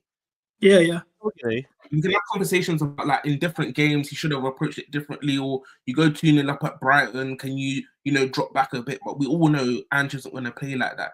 Do you know what I mean? But fundamentally, he's got us in a way where we're creating chances and we're scoring goals with absolute scrubs, bro. At the end of the day, that's all you can hope for because we have scrubs and we know we have scrubs in our forward line. Do you know what I mean? But as a manager, if you're getting your team to score goals and goals isn't a problem, bro, how can you sit there and say Ange out? Do you know what I mean? It's like, look what he's been given to work with and we're scoring goals, bro. Because at the end of the day, they say the hardest thing in football to do is score goals. Do you know what I mean? And to be consistently be doing that since he got here, bro, you have to look elsewhere, man, because it's like you win games by scoring goals. Do you know what I mean? Obviously, you win leagues by your defense, but you win games by scoring goals, and that's what we're doing. Do you know what I mean? But to consistently do it, you're going to need more quality players because now imagine we had more quality in our front, in our forward line, yeah? Bro, imagine them goals would actually genuinely probably just double. Do you know what I mean? It's more the injuries. The Yeah, injuries that's have the thing. actually killed you because you lost it in such a big area of the pitch, and it's the defense. Man, that's why I don't even want to. Nah, man, I don't even want to talk about injuries because, bro, look at Bournemouth. Yeah, Bournemouth had chances, but at the beginning of the season, even when we did have Van der Ven and Romero fit, bro, those are still the same chances we were conceding. When we played United, bro, we had Romero and Van der Ven, and they still had like very good chances. Do you know what I mean? And I said it when we was like talking about the game. The one way I see us beating you is if we outscore you. Do you know what I mean? We can rely on defensively this season. We haven't been good. That's why I feel like you haven't seen a lot of Spurs fans talk about injuries this, injuries that, because who cares about injuries? We're going to win games because we outscore teams. And that's how it's been, even when we didn't have the injuries. Do you know what I mean? That's why I'm not really going to rely on the injuries. It's more about the concentration of the team because the games that we've lost or the games that we've drawn, etc., it hasn't been because we haven't had our centre-backs. Do you know what I mean? The last game we just played Bournemouth, that wasn't because we didn't have our centre-backs. Your set pieces are very poor though as well. Very poor. It's been like that, broski. Ange actually came out in a press conference and says he doesn't really like set pieces anyway. Do you know what I mean? It's like, bro, like you have to like it. He help himself with stuff like that. He's not helping. Bro, it's a mess, bro. It's a mess. I don't know what to say. His pressers have been awful this season though. He's losing his head a lot. Like he's not having no patience with the journals. It's just not helping him, if I'm being honest. Yeah, but I just feel like, when you, as a manager, when you get yourself into that position, bro, the fans have to be there to, do you know what I mean? Say, do you know what, bro, you are doing what you should be doing. Like, we know what you're up against. But now these fans are saying Ange out and this, that. I'm thinking, bro, do you know, before Ange came in, bro, we had like, 5-6 years of just Conte, Nuno, Jose, all of these scrubs, Ryan Mason a couple of times. Bro, before Ange came in, every single Spurs fan, bro, find me one that says otherwise. All they said is they just want to see good football. Do you get it? We did that last season, and we've got a manager that sets us up in a way that, we can enjoy games of football. We might not win, but we're going to enjoy games of football. And now it's like the same issues are happening in terms of now it's a quality issue, and you're still getting out the manager that you wanted. That's what you wanted to see from your team. Do you know what I mean? So it's like, you can't win, really. He can't really win unless he wins something. But then even if he wins something, because of the culture of the club, it's not going to be sustainable. Do you know what I mean? So how long are we going to be living off this Carabao Cup before it's like, all right, go and pick us up another trophy? And even winning one Carabao Cup under Levy, bro, he's going to have to defy all odds, bro. He's working against higher powers here. Do you know what I mean? So now to two, cool, blimey, you think he's Jesus himself. So let me ask you a question, because you want to adjust your attacking situation. Son is 33 years old. You could say he's past his prime. He's not really agile anymore. He can't really move. You could probably get yourself maybe a 45 million. If you're really, really about business and sell him to a Fugazi league, you can get a 50, 60. I think maybe last year or 2 years ago, you could have got more. But are you open to getting rid of him and replacing him with another winger? Bro, I'm going to sound like a broken record. To me, none of it matters, bro. None of it matters. Because a real club probably would have sold Son 2 years ago. As great as he is for the club, he's a captain, whatever. A proper club would have sold Son 2 years ago. Or if you didn't sell him, you're going to get like an adequate upgrade, which means that Son is fighting for his place. Do you get it? At this point, you get rid of Son. I'd be surprised about selling Son 2 years ago. Or was it more of a no, form it's thing? because I no, think it's he had an because Kane off-season got feature. sold as well. Remember, Kane got sold. So Do you know selling when Kane and and Son were Son there? in the same window is mad. Yeah. But for You're me, not upgrading on both. when Kane was there, I actually said that I think this is before I was on Levy. But when Kane and Son were there, I felt like our biggest problems were Kane and Son, because when they're fit, you play them, and there's some games where, bro, they're gonna ghost, but you have to play them because they're Kane and Son. For example, Kane in his last couple of seasons, bro, we all saw it. He wasn't getting in the box. He was slow. He was just shooting from anywhere. He was dropping deep into his own half. But he's Kane, so you have to play him. Do you know what I mean? And that's kind of like Son now. Like, he's like wingers in this league right now, bro. Son is just relying on the fact that 1v1 he's going to score.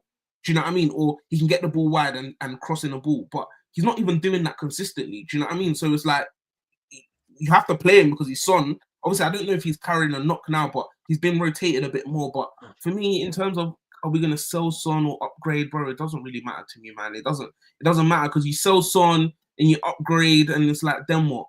Do you know what I mean? At least with Son, it's like there's a player that we like. Do you know what I mean? I'd rather have a player that I like if I know that it's not going to do anything. This mentality stinks, man. I'm gonna be honest with you. I've listened to you for 2 hours now, yeah, and I know exactly why you guys are the way you are. It's because you guys as a fan base. You can try and do the Stevie thing wherever you like, whatever you want. You're wrong, he bro. takes the piss out of you lot because there's fans like with the mindset that you lot have. It's the fan base, it's the owners. Your mentality is in the sewers. Like, bro, you think you're gonna ever see the promised land the way you guys think? Answer me this. Why should I have a different mentality? What has my team showed me that says I should have a different mentality? No, but if you want it, no. That's all it is. It's all, if you want to win, you will win. Do you know, I've spoken to Newcastle fans, yeah, and Villa fans, yeah, that've got more chest than you, man. That they say, no, I'm not happy with this. Remember, Villa were in the championship. Villa were in the championship 4 years ago. They're in the Champions League. These men are not. They're calling for Emery's head, saying, "Yo, take care, Lewis, man. Love." That's not, man. I'll be back in 10 minutes. Yeah, no problem, bro. Love. But as I was saying, yeah, bro, Villa fans were literally they ain't before the midweek fixtures. Yeah, they hadn't won for 8 games. Them man are asking serious questions on Emery and saying, "Fam, I'm not gonna lie. We need to answer this in January. We need to go for top 4. Nothing less." That's still misplaced, though. I feel like that chest is misplaced because for them, what makes you think that you should be this team that's constantly in the top 4? No, because they want to, because they demand it. That's all it is. If you demand it, you'll get it. They demand it. It doesn't mean that's going to be the case, brother. Like they demand it. If you're there, yeah. If you're there, you finished in the top 4. You're in the Champions League. You beat Bayern Munich in the Champions League, bro. You're good enough to be there. You have all the ingredients to be there. So why can't they demand being there regularly? Because you have to.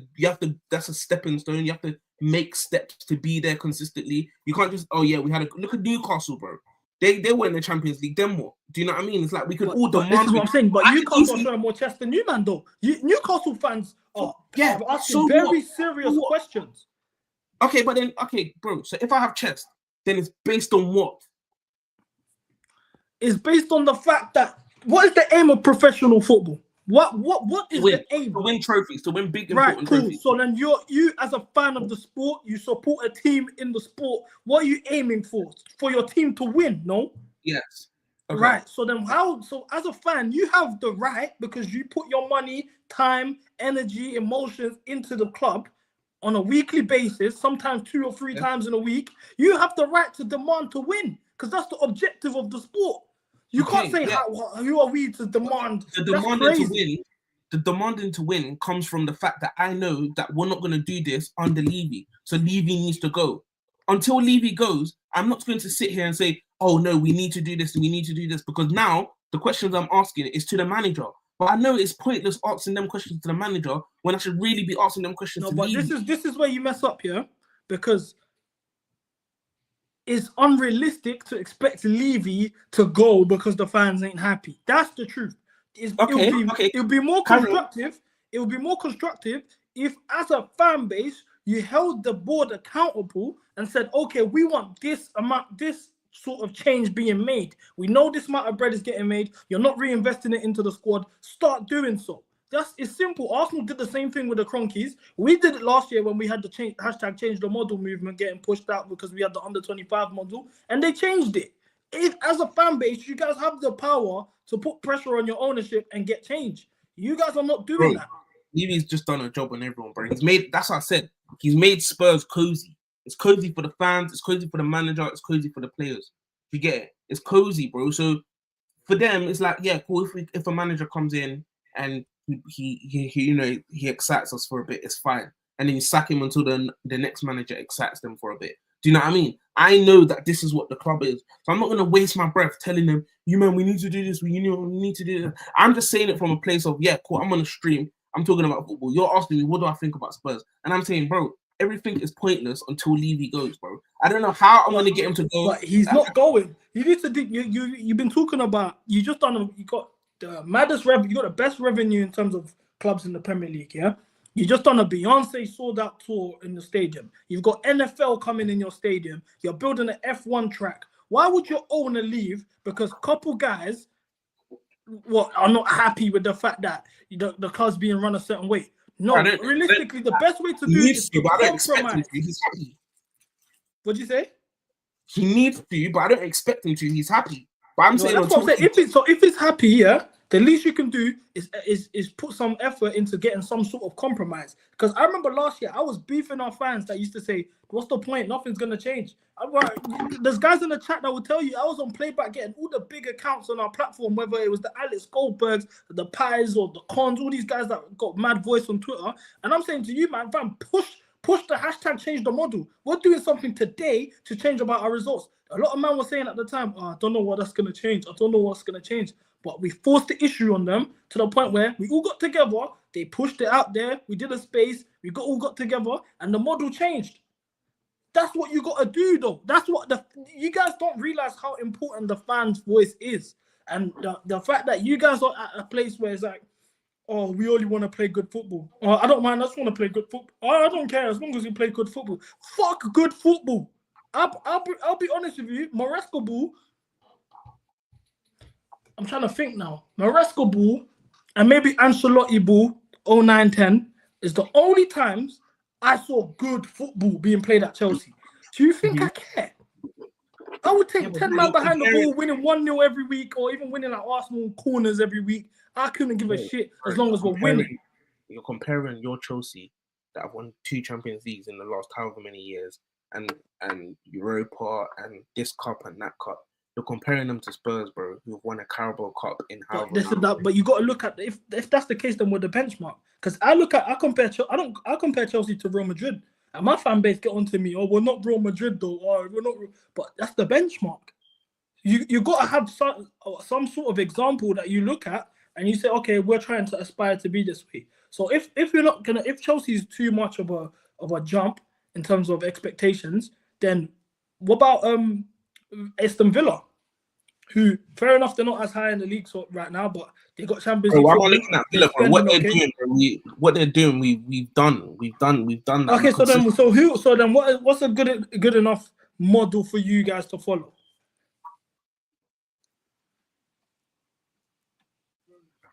That's what I'm saying. Probably Liverpool. because we could have done what Liverpool have done in the last 20 years, bro. We got to a Champions League final. We've challenged for the league on the Poch, and that's all Liverpool have really done. If you're being honest. That's bad. You're not even wrong, yeah? You're not even wrong, but that is crazy to say. The difference is obviously they won, isn't it? I actually understand. That's what I'm saying. So it's different. For example, if I said City, City's thing is they competed for league after league after league, Champions League. They've competed on all 4 fronts every season after season. Liverpool didn't really do that. Do you know what I mean? Their thing is they consistently played well. They won 1 league and won 1 Champions League and picked up a couple of cups on the way. Do you know what I mean? And for me, I feel like that's more than 2 Champions Leagues, a Europa League, for example, you lot, and a few cups, or City, where it's like we're competing for everything every single season. Do you know what I mean? Obviously, I wouldn't say Villa, because what are Villa doing? Just playing well and getting top 4. Do you know what I mean? We did that. We've done that under Poch. We've done that under Conte. Like, we've done that. Like, top four is nothing. I don't care about top four. Do you know what I mean? But if it's about, then it's about Liverpool, because then with Liverpool, their thing is still not buying these £100 million players, this, that, and that's kind of what we are. We're not going to be buying £100 million players, etc., etc. It's about recruiting well and challenging. Just challenging, bro. Challenging for anything that you can that season. So wait, where did you reinvest the Harry Kane money? What did that go into? Harry Obviously, Kane, Brennan Johnson was 50 million. Richarlison. Oh, fucking hell, man. No, Latimer's prime. If you want to come up, you're more than welcome to. You're more than welcome to. Dougie, Carrier, Bresky. Peak, bro. I don't know what to tell you. Well, what's your predictions for the rest of the season in terms of just the league in general? Like, who do you think's winning the league? What's the top four like? The thing is, yeah. Can you hear me? Yeah. Yeah. The thing is, yeah. I think Liverpool, bro. They look solid, bro. I think they look solid. Obviously, I still feel like there's like an uncertainty because obviously it's Slot's first season, but they still got the big boys there, bro. They still got Salah, they still got Van Dijk, somebody who's done it before. Do you know what I mean? They still got Trent. They still got like Gravenberch is looking decent in midfield. Do you know what I mean? Curtis Jones is looking decent. They still got Nunes, Diaz, Jota's even injured. Do you know what I mean? Robertson. They still got the big boys. Do you know what I mean? So I feel like they're primed to win the league. Do you know what I mean? I feel like if they don't, I feel like it'll be. There's a bottle job if they don't. No, 100%. But I think, yeah, a lot of people are getting lost in the excitement. But they were on course for a treble until March. It's true. And they just fell off a cliff. It's the exact same team. Who's to say that won't happen again? And I think they've started off very well. But the thing with Liverpool is they do well. They're similar to Arsenal in the sense that they do well until there's talks about actually winning the title. You know, when it's just, we're just playing football, there's no pressure, there's no expectation, we're just winning, we're doing what we're supposed to do, then yeah, they play well, they will get their 3 points. But when it's like, okay, you might not win the league. Oh, it's the league now. Oh, that type of talk. I don't know what it does to their dressing room, but they time and time again, they end up shitting the bed. Their man was 7 points clear in Christmas in 18-19 season. And we saw how it went. I think what's different this year is that the football they're playing is much more controlled and much more like, all right, if we're not gonna, for example, I feel like under Klopp, it was very much, all right, if we're gonna do the kamikaze thing, do you know what I mean? If it kills us, but we're just gonna do it. I feel like with Slot, let's say for example, Salah gets injured or Van der, whatever his name is, what's his name? Van Dijk. Hey, Van Dijk. If Salah or Van Dijk, I see if Van Dijk gets injured, yeah, bro, they will just actually put like 6-7 man behind the ball, bro, and just counter attack. Do you get it? Like, I don't think you would see that on the clock. Do you know what I mean? I feel like if Salah gets injured or a top midfielder gets injured, their thing is just that, we're gonna just sit deep, let's see if they can break us down, hit them on the break. Do you know what I mean? Or score 2 early goals and sit back. Do you know what I mean? I feel like Slot's got a lot more game plan to deal with, like a possible, like catastrophe in the back end of the season. Do you know what I mean? I don't see their fall off being so detrimental that, they've completely fallen off the wagon and you can go there and beat them 2-0. You could go there and bully them at home. Nah, man, I feel like they're playing very differently. Nah, yeah. Do you know what it is though with them, yeah? Their football is less rock and roll, like the man used to say, innit? Yeah? And that's why I'll say that it's helped them in terms of dealing with injuries. Like, that it is more controlled. But do you actually feel like their football is sustainable? I think Arsenal's football, and a lot of people are criticizing the set pieces and so forth, but I think Arsenal's football is more sustainable than theirs is. They're relying literally on one player for output. If you look at that, Salah's on 15 GA in the league, and then the next goal scorer after them is what's his name? Gakpo with 5 goals. And it's just mad. It's scarce, bro, after that. They're not actually, I don't think it's sustainable. But then as well as that, how Salah performs time and time again when it's the title running and he disappears. Who's to say that ain't gonna happen? They've just conceded 3 goals They conceded 2 goals against Southampton away. They've just conceded 3 goals in Newcastle away. Like it's not a steady ship as much as it's been made out to be. Maybe this is whole PM talking, but I think everyone's acting like them, man. Like they're judging them a bit too early, in my opinion. Nah, man. I just think they're looking good, bro. I think. Yeah, with what you're saying, that's any season, man. That's any season for a team where it's like, oh, you're gonna go away like Newcastle, bro. Do you know what I mean? Newcastle, yeah, they scored 3 goals. No, but it's the sustainability. Like, come on, you've conceded 3 goals there, and a man's just bails you out 3 different times. Like is that happening every week? That's bro, what I'm Salah, saying. bro. Salah, that's what Salah does, bro. It's not every week, though. Do you get what I'm saying? Yeah, but it hasn't been every week. It has been every week, man. Even Southampton, he did it as well. It's been every week. Like them man are not like when's the last time you've watched a Liverpool game, yeah? And you've said, wow, they outplayed these lot. City last week. Yeah, City, what we know what we've been watching. City been getting outplayed by everyone.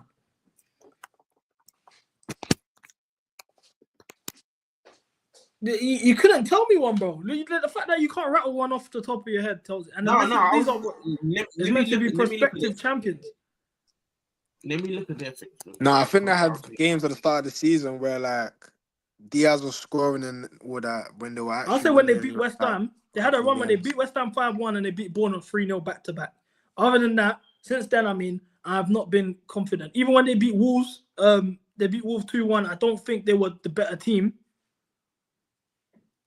Like, I'll be real.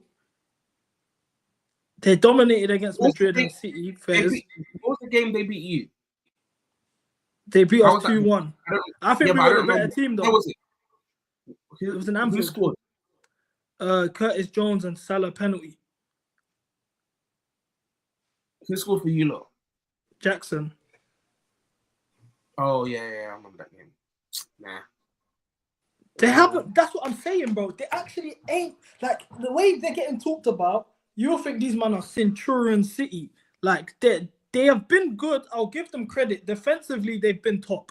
I'm not taking that away from them. But in terms of that, like when you talk about champions, I can't remember the last time I watched a Liverpool game.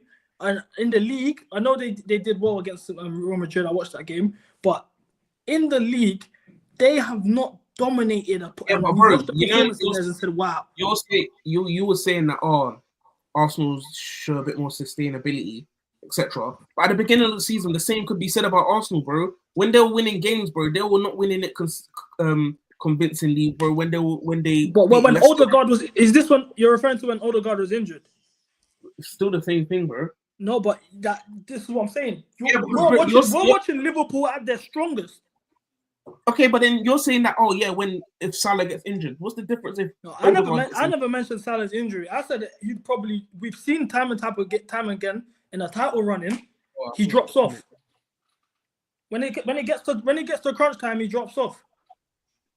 So Lewis, the fact that did I not just make that point on your channel about Liverpool?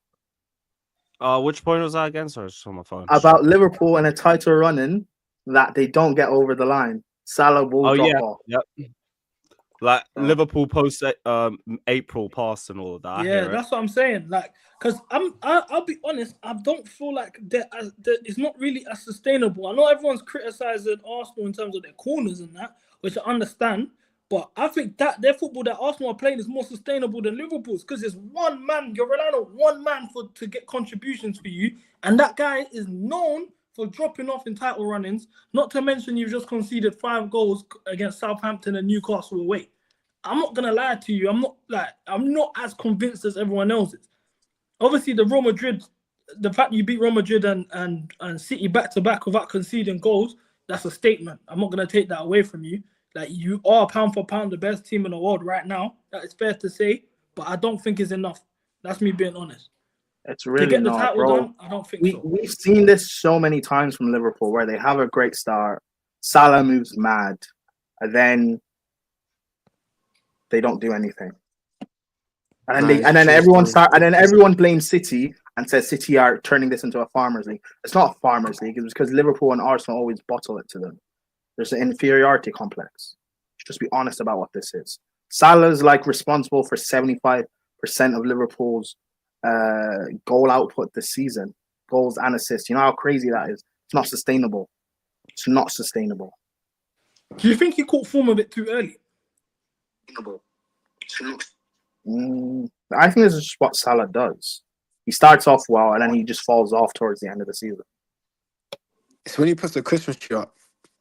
He gets cursed. That Christmas post, I've got the notifications on. That's when I know. And the thing is, Liverpool fans always love to blame AFCON for why Salah falls off. Don't blame my nation's my continent's competition. Don't do that. Don't blame AFCON for Salah being a bum. Don't do that. Don't blame AFCON. No, I hear it, man. So so TP, you said so you got Liverpool winning the league. How do you see the rest of the top four going then? Arsenal, Chelsea, City. I think City will get fourth. I think Chelsea will get third. Then after that, City will get fourth. Yeah. I think City will get fourth. I don't think they're going to drop out the top four. I think they'll definitely get top four. I think that everyone's acting like City are completely done and dusted. I think they're definitely bouncing back. We know what it's like after January. City are gonna win this league, guys. City are winning this league, guys. No way. They are. Pep's sleeping right now. Pep's sleeping. Like and you know what? They're not that far behind. So imagine what would happen if they start catching form. They're gonna win this league. All I'm saying is they lost 4 in a row in the league, and they're only 2 points behind you lot. Yeah, that's what's mad. That's actually frightening. It's only 2 points behind us, but because this is the thing, we can all laugh and joke and say, cool title race and that, but do you see our team going 10, 12 games on a bounce straight wins? Do you have faith in us doing that? Show us. What'd you say? That's what this run should show us, because Tottenham would be 5 out of 5. Look at the fixtures that we have. We shouldn't realistically be losing a game up until City. And if we go up till City without losing, we should be confident that we can go and get a result there too. All right, so our next games will show us. So our next game is Spurs. We're just going to do the league, not anything else there. So Spurs. Oh, you're not going to do conference league, Brentford at home. Brentford Shook at home. The Shamrock. I hear it. Shook of the Shamrock. I hear it, man. Yeah, I can't lie. Brentford at home. Everton away are both tough back-to-back Prem games. I know it's not the big six, so everyone's gonna just win. We haven't won at Goodison Park since 2017, I think. Something mad like that. 22-23, but that season's it's a bit of a mind blur for me, I don't blame you. Yeah. But so then we got Brentford at home, we ain't won there before. We got Fulham at home, we should win. Ipswich away, Crystal Palace away, Bournemouth at home, Wolves at home, then City. Yeah, do you know, for me, I need to see us win against Brentford at home, because we ain't done that since they've come up, and we need to win at Goodison Park. Then we can see, okay, these lot are actually making grounds towards that run. But this run isn't a joke. Everyone's looking at it thinking, okay, we're not playing a big six club, and there's obviously we had Southampton and Ipswich in the run, so you're naturally gonna say, this is an easy run in comparison to what we just had the last international break. But this isn't a joke. It's not like, this is the thing. Going 10 on 12 games in this league on the bounce, straight wins, it gets taken for granted, because we've seen City do it with ease. We've seen Liverpool do it. Arsenal did it a lot last season.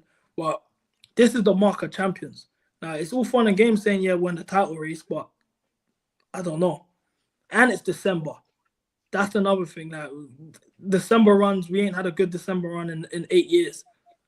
Bro, this is the first time we've gone unbeaten in November in 2-3 seasons? Maybe longer?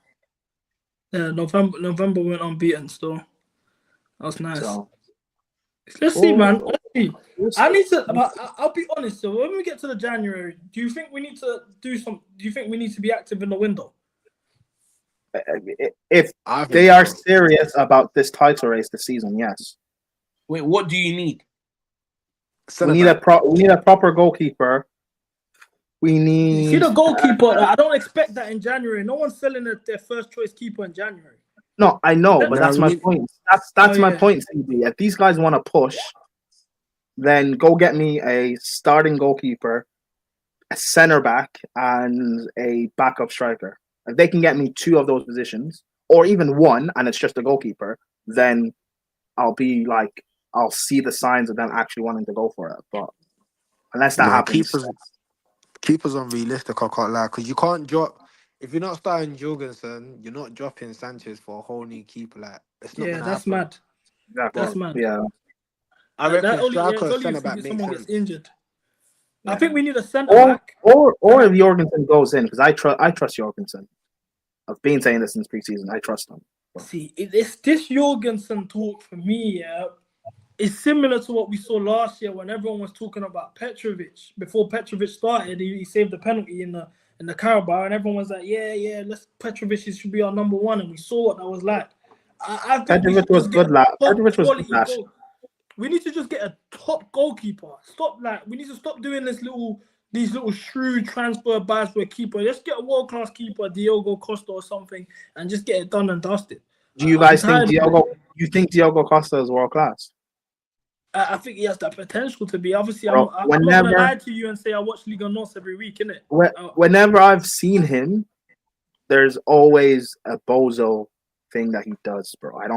I know he's meant to be talented, but I don't fully trust it yet. So what I just want to goalkeeper see would you Jorgensen suggest? get a few games, at least so we can figure him out or write him off, one or the other. Yeah. I hear Because it. And he we're made a supposed good to stop have- against Southampton, to be fair, as well. Because we're supposed to have 2 talented keepers in Slonina and Penders.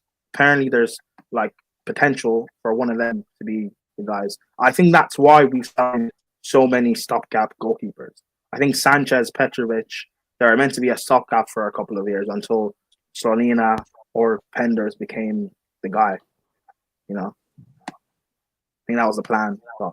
But yeah, I'm looking at our window. Yeah, to answer your question, TP. Yeah, I'm looking at our window, and yeah, I think we need a centre back. And then in terms of striker, I don't think we need a striker in January. I'd rather once again do that in the summer. I think Nkunku as a backup 9 has been doing a good enough job. He won us 3 points against Bournemouth. Like he performed well when he started against Southampton this week. And in terms of just a backup striker, he's doing enough. So I don't think we need to address a striker. I generally just think we need to sort out our defense. And if Reece James is gonna be out, though, like I know they've been very secretive with how his recovery and all sorts, but then we might have to look at a right back. Like, the type of profile of a centre back I would look for is someone like Koundé, who can play right back, he can play centre back in this 3-2-5 system, whatever, and he slots in on both roles, and we're good. Obviously, his wages are mental, but that's the type of profile centre back I would look for, innit? Speaking of Koundé, Barcelona, they're going through their own sort of like financial problem. They bought Dani Olmo in the summer. Christensen was injured, so Christensen wasn't registered with the squad. And apparently in January, they can only register one of Olmo or Christensen. So okay, Lewis, man, you got out there quick. Lewis, at least let me land, bro. At least let me land. Sorry. There's a chance that Christensen could be available to be sold. Also, Jonathan Tah is linked to Barcelona. So, would you guys be willing to go in for, say, Koundé or Christensen or even Araujo, who can play right back and centre back? So he would again also be perfect for right centre back in our back 3. Would I take Christensen back? Yeah. Christensen, Koundé, or Araujo, one of those. I'll take Koundé. I'll take Koundé, but the wages are mad. The wages are very mad. I think that the way Barcelona pay wages, I'm not surprised if I heard he was on 300k a week. Like, I'm not take the piss. So I would ideally I'd want Koundé, especially the way we missed out on him. But if I couldn't get him, I'd go for Christensen as just a backup right centre back. I'll be honest.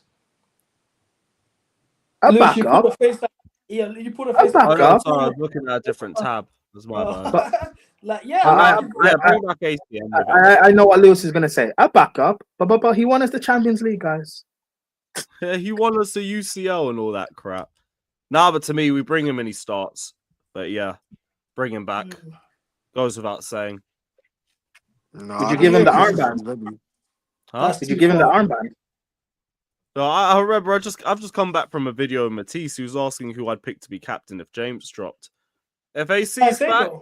hey, you know what? Slap it on him.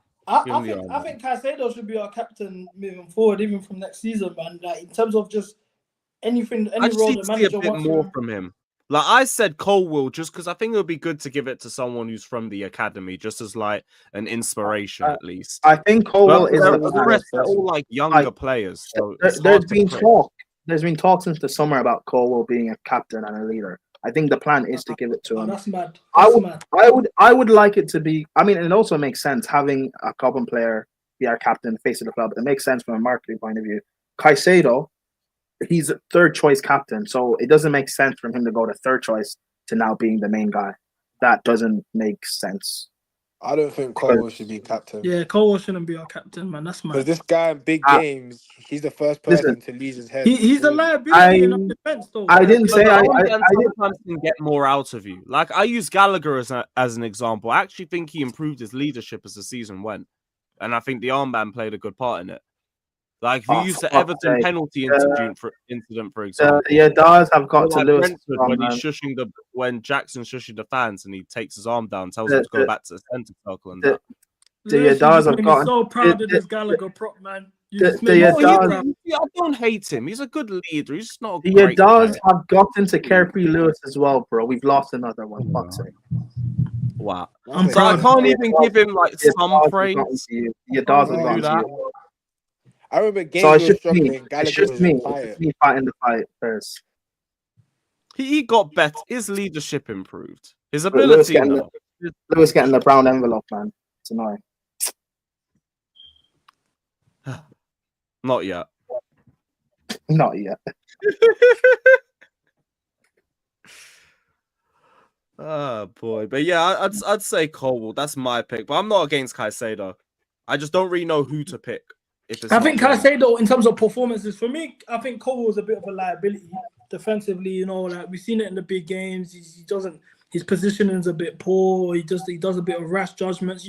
I hear you in terms of captaincy brings out the best out of you, but in terms of just leading from example, in terms of what you bring on the pitch, it's Caicedo. You know what you're getting from him every week. He's dropping an 8 out of 10. He does every shift you ask of him. Whether you want him in the 8, 6, 10, right back, he's gonna do that. In terms of just echoing the manager's instructions, I'll be at games and you know when the ball comes off and I don't know, there's an injury, everyone's drinking water, and you go to a technical error, Maresca's always echoing what he wants to say to Caicedo. Then Caicedo goes back on the pitch, shouts it to the rest of them, and they follow suit. That's a sign of a leader. He's our most expensive transfer. He's there for 8 years or 9 years, whatever. He's only 20. He just turned 23 years old. He's gonna be here for a long time. It makes sense. I understand the idea of having a Cobham graduate be our captain, but I don't know, man. It's a bit soon. I think it's a bit soon for Cobham. It's only really his second season in the top flight. Last season he didn't play for the majority of the season. Even at Brighton, I think he only played 12 league games. Giving him a captain ban next season is a bit soon because we're in the Champions League now. Am I looking at Colwell as my captain and I don't know, we go to the Bernabeu in the semi-final? I'll be honest, no. That's Colwell in the armband at the Bernabeu. Like, we're not there yet. We're not there yet. I hear that. I think a vice captain in a maybe year's over the time, years. though. Like for me, it's like a potential thing. Yeah, definitely. You know what's funny, right? You know who are leaders in the squad? Tossin and the Sassy are both leaders. They're just not good. I think the Sassy's a leader, yeah, especially in the dressing room. Yeah, I agree. I agree, still. The thing with the Sassy, yeah, do you feel like he gets judged a bit harshly? Because you could say he was a victim of poch tax, like a lot of you guys do say when it comes to poch tax. And then now under Maresca, he's only had 2 games at centre back. He's been playing right back all season. And I'll be honest, he had very good games at centre back last season. He was our most available defender last year. And I First half of last season, he was our best centre back. Yeah. Bro, definitely. do you guys remember when he pocketed Holland in the 1-1? Yeah. The Etihad. He was quality. Him and Cole were pairing. They were actually quality that game. So I'm not even shocked if he starts getting a run of games. Yeah, I'll be honest. but it's just like that 5-0, man. When I just think that when I see Bajashur Desassi's name, that's all that pops up into my mind. That 5-0, and it just gives me serious PTSD. But we gotta start. They shouldn't have started though. Like that's on Poch. Chalobah and Silva just had a brilliant game against City 3 days before, and they get rested. Meanwhile, Enzo's out 2 games in 3 days on a hernia injury. Oh, that That makes semi-final was before the Arsenal battle. Yeah, it was Yep, like 3 and days Chalobah before. and Silva had a very good game, and their reward for that was to be benched. Chalobah to be wheeled out at 3-0 and Silva wheeled out at 5. Yeah, I don't know why you guys haven't just deleted last season from your memory. See, last Nah. season, Went yeah. through You too know, I'll much. be honest with you. Went Yeah, through too fair much. enough. We had some dark moments, but the season before is the one that I blanked out. I think last season was a bit enjoyable for Same. me. Nah, I actually enjoyed the football. Like, obviously, we had moments which were criminal. fair we had enough. the 5-0. We had the Wolves game at home was dark. Wolves as well away. Christmas Eve, I think that was dark. I was not looking forward to match day last season. The season before, I think it was more of a laugh for me because I was just doing up road to 40 points and that. As soon Yeah, as they but sacked Tuchel, I was like, I was season fuming. done. I don't rate these players Yeah, anyway. but that was because like we thought it would be just a one and done Yeah, season. we didn't expect it to get. And Yeah, like That's why expected the to last that second long. was we were worse. blaming the players But so you know much. what? You know what the difference is, yeah. The season before last, and even under Tuchel, we weren't actually scoring goals. Like, it was so difficult for us to score. If we was winning a game, we're scraping 1-0. If a team's equalized, we're fucked. Like, we was never really a goal scoring team. So last season, the fact that I'm seeing we have a player on the golden boot race. We're scoring mad goals. Like, in terms of the goal catalogue last year, I think we scored some very good goals from Palmer, Everton, to Luton, to Jackson against Everton. Like, we were scoring some really good goals. We was getting goals in. I used to know going into a game, we're getting at least 2 or 3 goals every week. That feeling I hadn't had in at least maybe 6 years. No, that's a bit of a drag. Maybe like 4 years beforehand. Yeah, So, but that was because of Palmer. That wasn't because of the team. no, I wouldn't say 100%. that though. You can't say that though. Nah, it's true though. You It's can't true. No, say that. it You're was saying the only it was reason we were mainly- scoring goals is because we I had Palmer. I said it was mainly because of Palmer. I mean, because but the he system- had to be platformed to a certain The extent, bro. system was non-existent, bro. Well, last year was depressing. Like, I'm watching football. I'm not seeing how Bro, we're scoring goals except I Palmer touches hate- the ball. I- And something No, happens. but I you, hated- even I even hated Palmer's that. run, yeah, you man cannot tell me you did not enjoy that though. Even Palmer's run was mental. No, We bro, was loving I it. man. hate. No one bro, expected him to be good, bro. CB, I'm the opposite of you. Like 2 years ago, as much as like I knew it was bad before a lot of people did. So like when people started to see how bad it was, I just laughed. Last season, I hated every minute of it, bro. I didn't want Pochettino. When we played Liverpool and Chilwell was playing left wing, Colwell touchline fullback, I knew that it was just done. Even that game And we even outplayed them, we then, should've got 3 and even points. then, I didn't expect the season to be as bad as it was. Like, But you know what? You know what the thing is? You know what the difference between and those it got two seasons? to a point for me where we were scoring like midway and towards in the second half of last season when we were scoring goals. It got to a point where I was just like, "What's the point?" The Man United 4-3 game, everyone celebrated. Great, it was good in the moment, but what's the point? No, I hear you, yeah. I understand. No, I'm not taking that away from you. But the thing is, yeah, the season before, we had 0 moments to feel happy about. There was nothing we could have smiled about or even cling on to for hope. It was out of every cup immediately. It was dead. We went to a cup final. We went to a City away semi-final. cast, isn't it? Yeah, we literally had 2 Wembley trips. Say what you want about how it went. It is what it is. We had 2 But Wembley trips. yeah, but In look terms at of the run. moments, in terms of moments, though, no, but you can't do that. These are like it's No, the cups, no, cup, but we bro. can. So No, every I know, every I know. trophy we won, No, we no, don't look at the runs. No. But the reason why I say that is 2 seasons ago, if we weren't playing City in the first round in the Carabao and FA Cup, like if Potter had the run Pochettino had last year for the Carabao, he also would have made the final. But these are ifs, Yep. though. And he wouldn't These defend are against ifs. children either. Yeah, but the thing is, these are ifs. Like, you know what's crazy? I don't understand why generally speaking, Potter's probably the worst manager we've ever had. No, You can say Poch is the most No. hated, It's but Poch. No. the worst No. manager was Potter. Potter was no, god no, awful. Potter had worse to You deal man with. treat Poch the way you should be treating Potter. That's the No, truth. no. Potter had a worse squad to deal with than Poch did. Facts. No, he didn't though.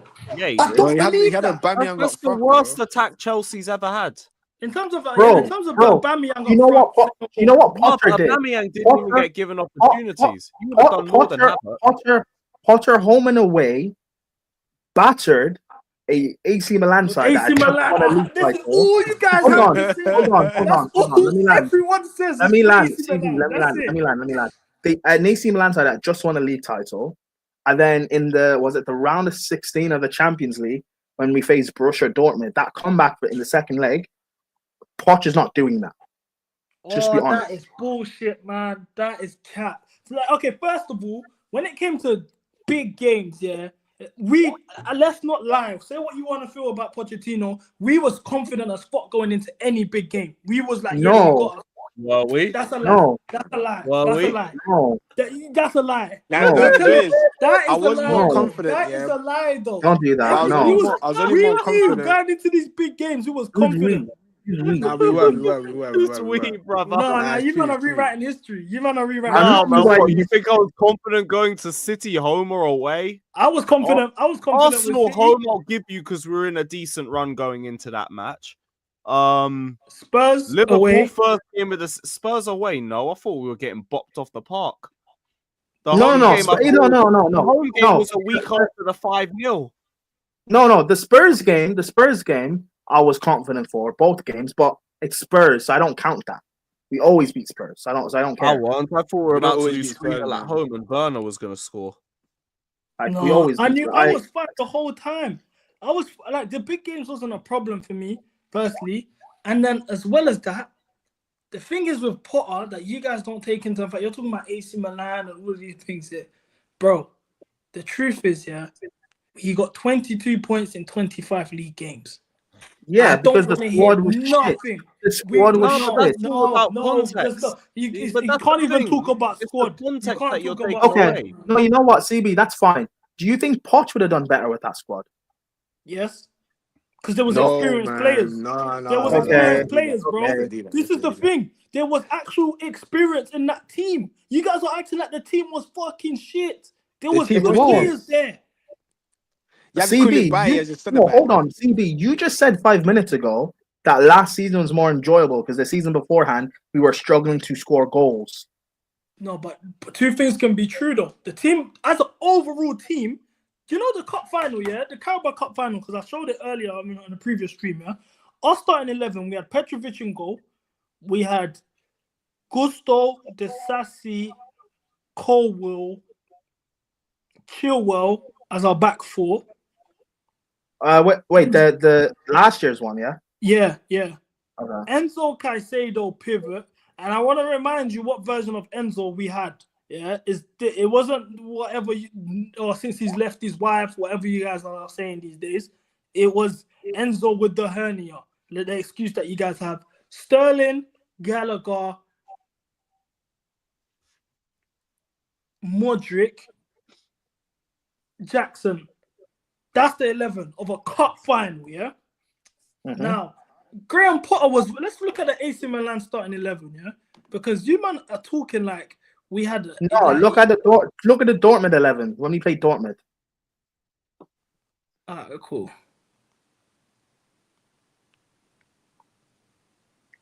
Okay, like with Potter, you can't nitpick games. I'll be real.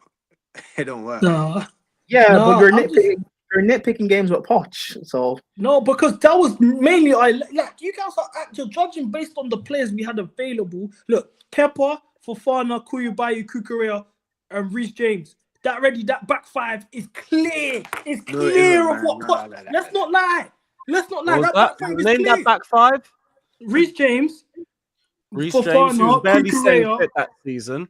Fofana, who was barely staying fit that season. No, but Cucurella, this- who was but coming the- off. but they- Cucurella was coming off tonsillitis, his house being robbed, and a bunch of other Tonsillitis. off the pitch. Bro, he lost like 5 kg off that, and it impacts his form for months, combined with everything All else. right, That's cool. why his That's first fair, yeah. season was so poor. That's fair, yeah.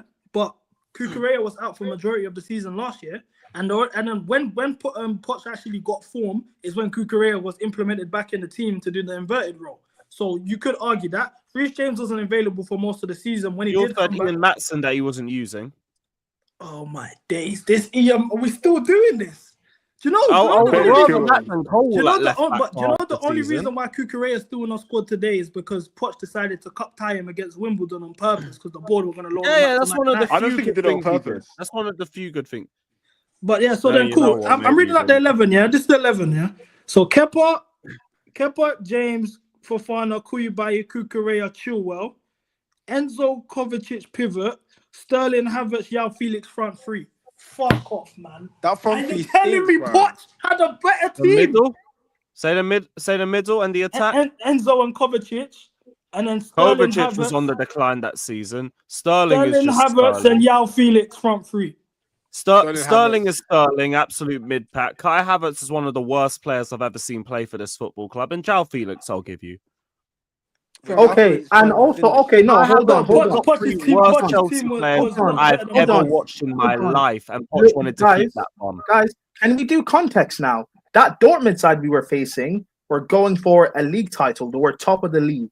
They were on course to win, and we were facing a team that had Sebastian Haller at the time, one of the best strikers in Europe. Jude Bellingham, that's a one of the best young fucking players in reach. Europe. We were, bro. Like you can't. What do you mean a fucking reach? Bro, you can't say he was on form, innit? Cool, he was on good At that form. time, he was. At Bro, that no time, one was saying Sebastian Haller is time- one of the at best that strikers time, in Europe. at that time, he was. At that time, he So, was. so We're do not you know why that's just We also disingenuous? we also had Nah, a he was Dortmund cold. team that had Nicolas Sule and Nico Schlotterbeck at centre back. They're at that time two of the best centre Bro, backs in these the man world. was starting Emre Can. Like, what are we Yes. doing here? Like? And But look, Emre Can was one of the and best. Marco Reus off of like 3 ACLs, bro. Like you're talking like this was a super team. Even Haller, yeah. This is why this is disingenuous because us as Chelsea fans, we're the biggest. Like we take our panties off for anyone. Why was no one asking for Haller in the summer, going into the summer? We asked for anyone. I've seen guys asking for a Pender. So why was no one saying like what we taking Who asked for a Pender? Bro, there's guys out here Pender. on playback that were asking for a Pender. It's not like our fan base asked for any striker available. Nobody was saying that Haller was the best striker in Europe, bro. I didn't say the best. I did not say. I did not say or the one best. of the best. He Or one of the was best. Either or. He was performing. No one He was was saying performing. He was performing as such. Nah. Like the team was good. When we got tied with Dortmund, yeah, we had no doubt that we was winning that tie. Let's not lie. Don't do that. Let's it not was some lie. sort of miracle. You're lying, We knew bro. we You're were lying. beating Dortmund. You're lying. We knew Come we were on, beating man. Dortmund. With the way the squad You're was going lying. that season, we didn't You're believe it lying. like that. No, you're you man lying. are rewriting history. CB, you're lying. CB, you're lying. I'm telling you with a straight face, yeah. I swear to God, I had no doubt we was gonna beat Dortmund because just of the fact that even if we had bad league form as Chelsea, we know that regardless of form, this is a competition we dominate. Like regardless, we will handle it. That's how I looked at it. I didn't think the squad was not able to dispatch them. Like you mentioned, we just beat AC Milan home and away. Why couldn't we beat Dortmund?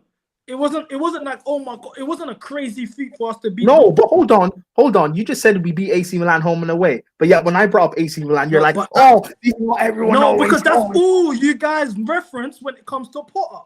But in the competition, No, I just think Potter had a much worse squad to deal with. Exactly. And even in spite of that, our defensive record was solid. And So, Potter, he could manage a team that doesn't and score much Potter- is going to defend and better. listen, I don't rate Potter at No, all. but we were wasteful with our chances. We still made a good amount. I didn't want Potter at Chelsea. I don't rate him at all. But the fact that he beat the Serie A title winners and the title elect Bundesliga winners in Dortmund, that says something about how poor that squad was. No, that all it tells you is that the squad was actually pretty decent. Like for example, last season Kepa starts for us. Say whatever you want. Kepa would start for us last season. Koulibaly would have started last season. No, wait. Which one? Yes, you don't have. you don't remember. Do you not remember how Koulibaly would have not bad- started last year. You don't remember? Do you know Koulibaly how? was shocking. Oh, CB, He wasn't great, but he would have CB, started last season. You don't remember how bad Uncle Koulibaly was? Don't remember I'm how not bad he taking was. that away from you. I'm not saying he was a world beater or all of this. I'm not taking that away from you. But Koulibaly would have started last season. Nah. Just off the fact that the Sassy and Bajashil were getting that many minutes. Cole got injured at certain points. Bajashil got injured. Koulibaly would have started games. That's not like it's not. Koulibaly was basically the sassy. Basically, like bar for But bar. he would have started games last season. That's what I'm saying. Kovacic would have started last season. Yao Felix, Havertz, say what you want about them, would have started games last season. They would have though. Nah, over God Jackson. forbid Havertz ever started for us again. Yeah, man. So like it's straight agenda talking. It's Straight you know what agenda, it is? He's yeah. one The of the problem worst is players I've ever watched play for this club. you can say that, yeah, but I'm not gonna I don't rate Havertz. Fuck him just based on the way he's treated us, celebrating against us, all of that. Went to go join the scum. I hear that. Yeah. Fuck him 100%. But you're not gonna tell me a person that delivered the Champions League semi-final second leg against Real Madrid the way he did isn't starting for us. No way. Who, Havertz? Havertz semi-final. That semi-final. I He's know the reason why we didn't bop them like 4-5-0. I'm talking about I'm talking about the second leg in the semi-final with the one that we won in 2021. Yeah, at That was home. Werner. He was playing. Yeah, That's probably the best game he's ever played in He his missed career. like how many big chances? That was Werner's Bro, that would have been the best game of that was probably the best game of his career. He played out of his skin. This against Galactico. He wasted like 2 or 3 good chances. You know how they talk about Real Madrid never been bopped off the park like they did when Man City beat them 4-0. No, we did it. We just had fucking Havertz wasting chances all game. CB, you're talking about the second leg. Yeah. The second leg where he was the worst player on the pitch. Don't give me no foot mob ratings, man. I saw what I saw. Yeah, no, I'm giving you my No, memory. hold That on, guy hold on. wasted He was like not how many much Hold on chances? the pitch, man. Okay, hold on. He was balling. Hold Let's on, not do hold that, on. man. He got a 6.3. He played 89 minutes. He had one shot on target. I don't do that. You're talking to the wrong person. I don't do the stat stuff. The only stat I care about is goals. Let me at least okay, I'll read out then. He played 89 minutes, 0 goals, 0 assists, 1 shot on target, 3 off shot target. He hit the woodwork. He hit the bar. When he dinked the keeper, hit the bar, and when I got Lewis. Do you remember that second leg? Havertz having 3 big chances missed. Remember that? Yeah, right? yeah. That's why I don't rate his performance. Bro, He's the you reason man why we are didn't win actually 4 or like- 5-0. What does that mean? I saw He the was guy our play good our football. striker. I saw him play good football, innit? I'm not gonna lie. Cool, he didn't score. He had No, good you moments. I'll give he you played that. well, When though. he was one-on-one He with the played well, keeper, he man. was fumbling He chances. was one-on-one as against the usual. keeper. He dinked the keeper. He hit the bar. Werner got the header. That was Bro, a miss. Werner had a better. And there was Werner another played- 2 or 3 on top of that. Werner- especially in the second Werner half. moving Werner- mad. Like, cool, Werner you don't played- like the guy. Werner Cool, played that's fair. better than him. No, Werner but played he better. was terrible. He was good in the final, not the semi-final. Look, I'm Guys, being very clear, yeah. I don't rate Havertz. I don't want you to get flipped because every time I defend a player, everyone's you like this guy. I don't like Havertz. I don't rate him. I'll make that very clear. Don't care what happens to him for the rest of his career. I hope he loses forever. That's not a problem for me. Hey. But I'm not gonna rewrite history. Like, look at that. The original point. I wouldn't go too far away from the point. The point was last season there was points where Havertz would have started. That is fair. And whether he's playing on the right, on the left, with Jackson, you're right. without Jackson, he would have started games. Havertz last season would have started when Jackson was at AFCON. You're right. Yeah. Yeah, even when Jackson was at AFCON, there was a spell where I'm Jackson's biggest fan. You can go on my Twitter and search Jackson. I've always been a Jackson advocate. There was a spell when there was a large part of the fan base that wanted him to get dropped. I remember that everyone was begging for Nkunku to come back. You're telling me if Havertz was sitting on our bench, they won't be saying Havertz start.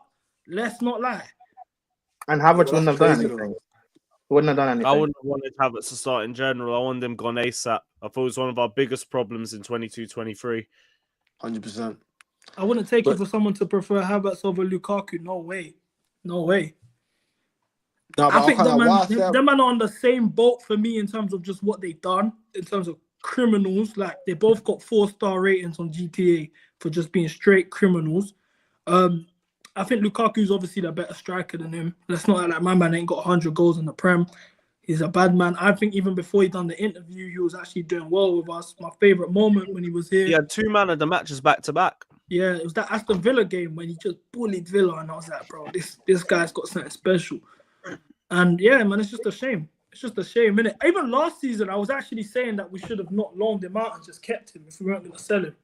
And everyone was calling me a criminal. If he was down for it, I would have kept him. But Yeah. like, he didn't want to stay, so it's like, well, back to just not liking you again. Bro, Yeah. you know what? 2 seasons ago, when the ownership bought this club, Bowley tried with Lukaku, one of the keeper, and Lukaku said no. So I thought with Tuchel leaving, yeah. I thought with Tuchel leaving, he would have tried. They would have tried to make amends. But I was surprised when he said no. I said, "Cool, I'm not begging it. You can fuck off, mate." That's just the truth. But yeah, I think last season's team wasn't better than Potter's team. That's really my point. Like you mentioned this Dortmund team. Majority of that team, I'm gonna read out that starting 11 that Dortmund game. Sorry, the majority of that team start in that Carabao Cup final for us. If we had them, Kepa starts, Fofana starts. True, man. That's not true. So Kepa doesn't start over Petrovic. No, bro. Kepa's not a good shot Kepa stopper. doesn't start over Petrovic. He don't, No. bro. He's not a You good man shot are stopper. chatting shit. Like you know it, like Bro, Lewis Kepa's himself, laying in yeah. long Lewis shots for knows fun. that. I know Bro, you want to. Raging mid-off. Raging mid-off. Bro, Kepa's better than Petrovic, man. It's the same thing with like the Gallagher-Dewsbury Hall thing. I am picking a side if I think it's a mid-off. And I think this is a mad mid-off. You got one guy that can't touch the top corners and another one that's dead at his near post. Well, mid-pack. Big mid-pack. No, that's criminal what you lot are saying anyway, but cool. Kepa and either or. Reece James didn't start in that final, by the way. He was injured. So Reece James would have started over Gusto. Fofana would have started over Disasi.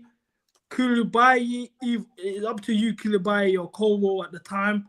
But I think in a situation like a cup final, 2 people would have opted. Pochettino, knowing the guy, would have opted for Koulibaly's experience. That's just the Poch that I know.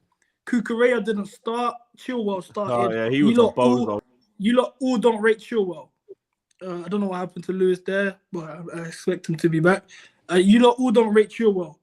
Kovacic would have started over Enzo just based on the form Enzo was in my opinion. But actually, Enzo did play the Dortmund game, so I would say, cool. I'll put Caicedo over Kovacic then.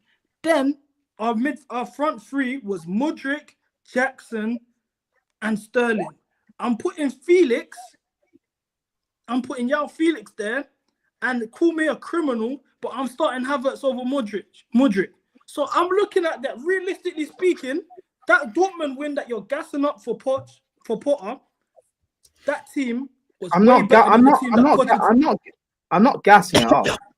No, but okay, no, you're not gassing it up, but it was a standout performance for you in terms of Potter's tenure over us. Bless you, Lewis. It's a stand-up performance. So that team in the stand-up performance, almost 6 players or 7 players start in the Carabao Cup final team that Poch had. Yeah, and if Poch was the manager, we don't win it anyway. Well, now these are just hypotheticals. Now this is when we start throwing out stuff that we don't know. But the truth of the matter is, just based on this observation, Poch had a worse team than Potter. Potter had worse form than Poch. It's an on-paper argument. No, because you're putting in players like Koulibaly, who was ass for us. Havertz was ass. Felix, so Mudryk or Havertz? Felix's loan was ass. Mudryk barely started on the Poch. Yeah. Mudryk or Havertz? Just wondering because he started in the cup final. What position though? No, but like that's one game. Let's talk about the majority. That's of the biggest game of our season last year, though. Yeah, and like with Pochettino, we had injuries left, right, and center, so it was all dependent on that. That's right. So Felix or Sterling? Felix or Sterling? Felix. Right. So Kovacic or Caicedo?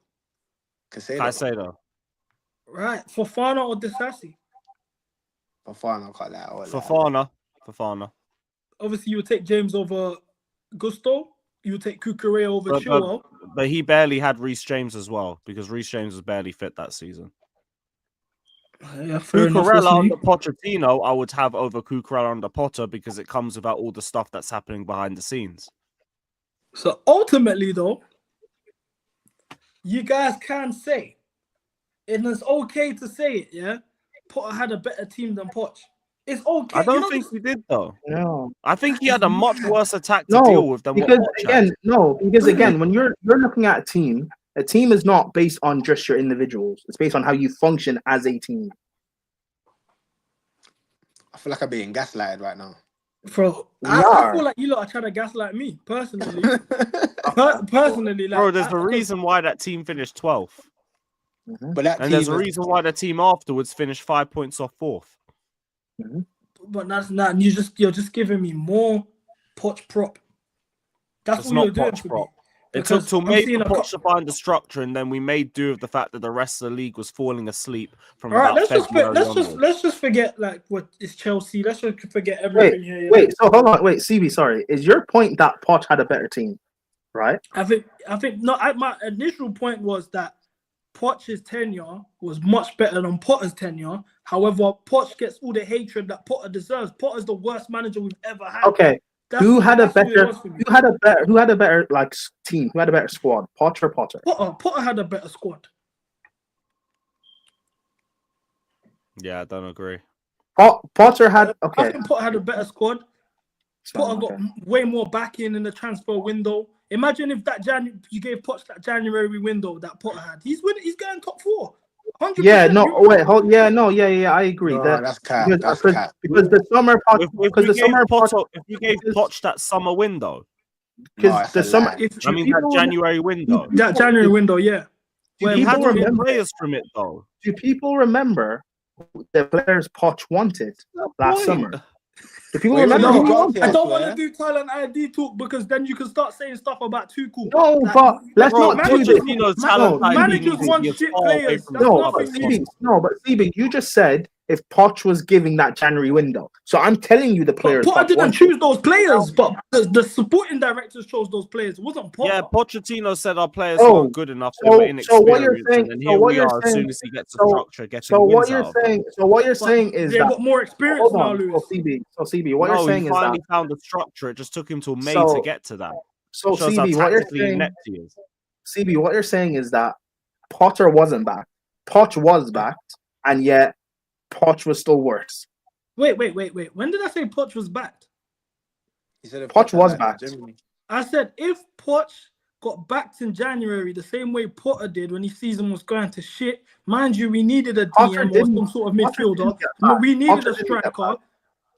Potter What'd you didn't say? get back though. Potter did not In get back. January. In January, He didn't get back. He probably had the greatest January window of all time. Let's Well, that's forget not what true because that January window, people were saying, "Oh, Enzo flopped, Mudryk is a flop." So how is that the greatest January window? of all time? No. All of the Mudryk, Enzo conversations of them being duds happened from the season afterwards. No one was saying With when Enzo was signed. Pochettino, No one with was saying Pochettino. when Enzo was signed, this guy was a bum. Anyway, Okay. my Barring- point is, barring though, these last he few got games, given Enzo, yeah. he got given Yao Felix, he got given Mhm. Mudryk. Say what you want. I think I'm forgetting someone else. He got Gusto. Obviously, Gusto came in later on. I'm looking Yeah. at that sort of intent in January because we knew our season was shit and they were trying to go for top 4. That was their last attempt to go for it. Mind you, I just want to remind you, we finished 5 points off top 4 with Nkunku, Lavia, Reece James, and Fofana basically out for the whole season, and our number 1 keeper Sanchez out for basically a half of the season. So in terms of 5 points, I want to remind you, 5 points. Jackson went to AFCON and Nkunku's injured. We're playing Broja. No striker. You needed a midfielder. He wasn't backing it. He wasn't answering. No backings in terms of a midfielder. The left back that we're calling the best left back in the world right now, he's the only reason why he's not at Manchester United as we speak. So I'm looking at all of this. God forbid. And then on top of that, we touched the cup final. We touched the cup final and the semi-final. And you didn't give him no backing, even though against Everton in December when we went Goodison Park, he asked for experience signings. You didn't give it to him, and he still went on that last 18 games, the trajectory that he was performing at, Which if we shows get- that the players he was waffling about was actually good enough. no, he just adapted to his squad. And So I hold wanna on. remind Yeah, you- it Hold took on, him till hold May on. to adapt to his And I squad. want to Hold on. remind you, yeah. I want to remind you, Manchester City are just coming off the back of an injury crisis, yeah. And look at the way they're suffering, yeah. 4 games in a row. No, let's not. 4 games Okay. in a row, no wins. 8 CB, games in a row, CB, and their let's manager not- can't. let's Their not- manager let's is not- struggling to adapt to that squad. Let's not do that because we all know that the reason why City are struggling is because Pep is a genius that won't just accept that there's an easy way to fix this. Pep's just No, crazy. the But truth. So, Chelsea- in other words, hold on, the hold on, manager hold on, is struggling hold to on. adapt to Hold an on, injury hold on, crisis. hold on. Whereas No, Poch managed to deal with it in the last hold on. 18 games. Can I speak? Go Bro, on, no. Because you're talking about how he eventually adapted. No, why did it take you so long to adapt? You apparently built a system, quote unquote, around Nkunku. He gets injured, and yet you can't find anything else. You're playing Chilwell as a winger. You're playing Cole as a fullback when you know he's not the best in wide areas. You're refusing to actually use the quality of your squad. The first half of the season, you're benching Madueke and Mudryk when you could have actually been using them and helping to develop them. That development that Madueke and Mudryk are both going through this season, they should have had last season, but if not for Poch. The fact that we finished, what is it you said, 5 points off top 4, shows that we should have got top 4, regardless of Reece James and Nkunku being out injured. We should have got it quite easily, if not for Poch being an absolute bozo. We got to a cup final. Listen, like the run we had for that Carabao Cup was quite an easy enough run. Now, I'm not going to use that to discredit him because it is what it is. You got through it.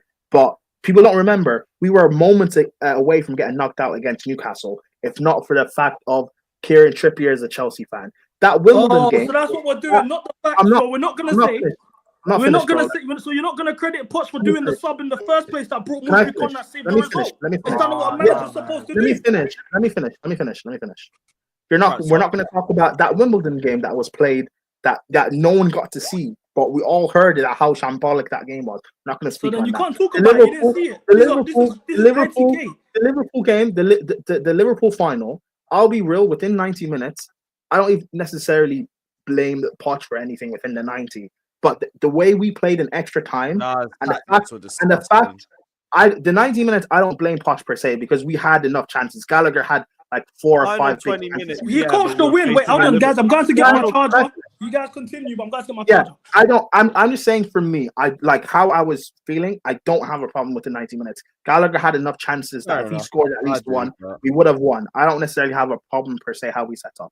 But in extra time, in extra time, how we played, and then for Poch after the game to say, I sat back and defended to play for penalties against that inexperienced Liverpool team. Klopp was bringing on kids, and we got outplayed. That's embarrassing. That is embarrassing. And the fact he didn't get sacked off of that, we played the worst Man United team in Premier League history up until this season. And the fact that we lost 2-1 to them, but they battered us off the park, is embarrassing. We played 2 relegation sides. Sheffield United? We drew 2-2 with. Burnley. They were down to 10 men, and we couldn't break them down. These are things that are down to Poch.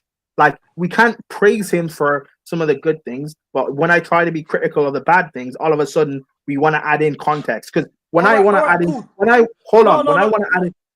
add in context of the cup run, we can't say that. The semi-final against City, the FA Cup semi-final against Man City, credit again to Poch. He set us up quite well. To be fair, Jackson, that one-on-one chance that he had, that he popped up, if he scores that, we win that game. So there are certain games I give Poch's credit for. The 2-2 game against Arsenal, Poch set us up brilliantly for about 70 minutes. But then you have a bozo moment for Sanchez for the Declan Rice goal, and then failing to defend at the back post for the equalizer. We should have won that Arsenal game. So I don't blame Poch for that. But I blame Poch for Man United. I blame him for Sheffield United and for the Burnley game. I blame him for the bad results against mediocre sides that we just got battered. I blame him for that. He's horrible. You see Sheffield United and Burnley, yeah? I want to just, because I've had this conversation so many times with fans that I feel like it's a mental block. Like we got to a point in life where we had such a toxic relationship with the gaffer. Everything was his fault. It could have snowed, it could have rained, or you could have been late on your rent, and it's Poch's fault. That's what it became as a fan base. Because Burnley, cool, they went down to 10 men. We was winning 1-0. Yeah, cool, fair enough. Then man equalized. Now I want to remind you, a manager's job, yeah, when your team is not performing and you need goals or whatever, you're meant to assess what's going on the pitch, either make some tactical changes, which is either changing your shape or bringing someone on. What he did was fucking ballsy, yeah? He subs on, and I want to remind you as well, the goal we conceded, rewatch them goals. You were talking about Petrovic being better than Kepa. I don't want to get copyrighted. I don't know how this stuff, I'm kind of new to this. I don't know. I don't want to put it up here and it just gets game footage will get you copyrighted. Yeah, I figured. So yeah, go out your way. If you record it though, if it's like from a camera or something. If it's from my phone, perfect. All right, cool. I'm gonna get the goals that we conceded against Burnley up, yeah. While you're trying to get it up, yeah, you were talking about footage, like you'd be fine. Yeah, cool. No, while you're talking about that, yeah, you spoke about how changing the game up. The first goal we conceded against Burnley, it's them taking advantage of the donut hole in midfield that we had. Lewis, do you remember all the time we spoke about on your streams of Caicedo being left on an island on his own? Yeah. But you're saying if I was to show it like this on my phone, and who was Caicedo? If I was to show it like this, it would be okay. Obviously, a bit closer. That might be okay. I meant more like, you know, like when you're in the ground and you record the game. Oh, like, okay. Yeah, it's like match footage. I don't even want to risk it. Yeah, who was Caicedo? So you're fine with. And who was Caicedo's? Who was Caicedo's pivot partner last season? Gallagher. It was Enzo. What are you doing here? No, Enzo was being told to push forward. Enzo was playing 10. Yo, Enzo got put in 10 initially. Everyone started complaining that he was a 10. He got slapped in the 8, and everyone started complaining that Gallagher was the 10. Gallagher was the 10 for our last 18 games. But anyway, as you were saying, the Burnley game, what he did, they equalized with his 10 men. What he's done now is he subbed off Caicedo, ballsy move of my manager. He subs off Caicedo and brings on Sterling, who got booed in his last home game against Leicester. Sterling comes in, instant impact, assists Palmer, goal, 2-1. Now, rewatch the goal for the equalizer that they scored. The keeper played against us. He saved it into his own net. That's the equalizer. Cool. We go to Sheffield once again. Everyone was criticizing the fact that who scored the first goal? I think it was. I know Noni and Gallagher scored. I don't know who's who, but both of those players were getting criticized for the manager for coming on. He's made it 2-1 by with Noni. With Noni's goal, it's 2-1. Cool. He subs on a centre back to make the game more defensive in the last 2 minutes, so we can keep the result. Once again, you look at the goal that was conceded. Chalobah misses the header. Petrovic doesn't come out. He literally ball watches. We equalize. Them 2 results, yeah, is 4 points. We missed 4 by 5 points, yeah. Them 4 points, and then you mentioned Arsenal, where Gusto and Reece James were ball watching and didn't get the back post. He even subbed on Reece James so we can have a more defensive in the last 5 minutes. And Sanchez gave away the first goal. So that's another 2 points. So 6 points, yeah, that was down to the players costing us in this instance. Say what you want about the manager. He wasn't perfect. There was holes in our midfield. Yeah, a lot of players used to run. There wasn't emphasis on tactics. He took a while to adapt. All of these things can be true. That's not a problem. But I hate the fact that because you guys don't like Pochettino, you're going to ignore the obvious. Them 6 points is all that was missing from us to be in the top 4 that the players cost us. Like you mentioned, Sheffield United with all on Poch in his awful structure. Oh, that is Burnley, I'll give you. I think the players needed to solve that one. Burnley, I said that on Lewis's review. Burnley, I'll blame on the players because when you're playing a 10-man relegation side, a championship side, I expect a Chelsea team to just figure it out. I don't need a manager to do that. But Sheffield United is on Poch. Getting outclassed like that is Poch.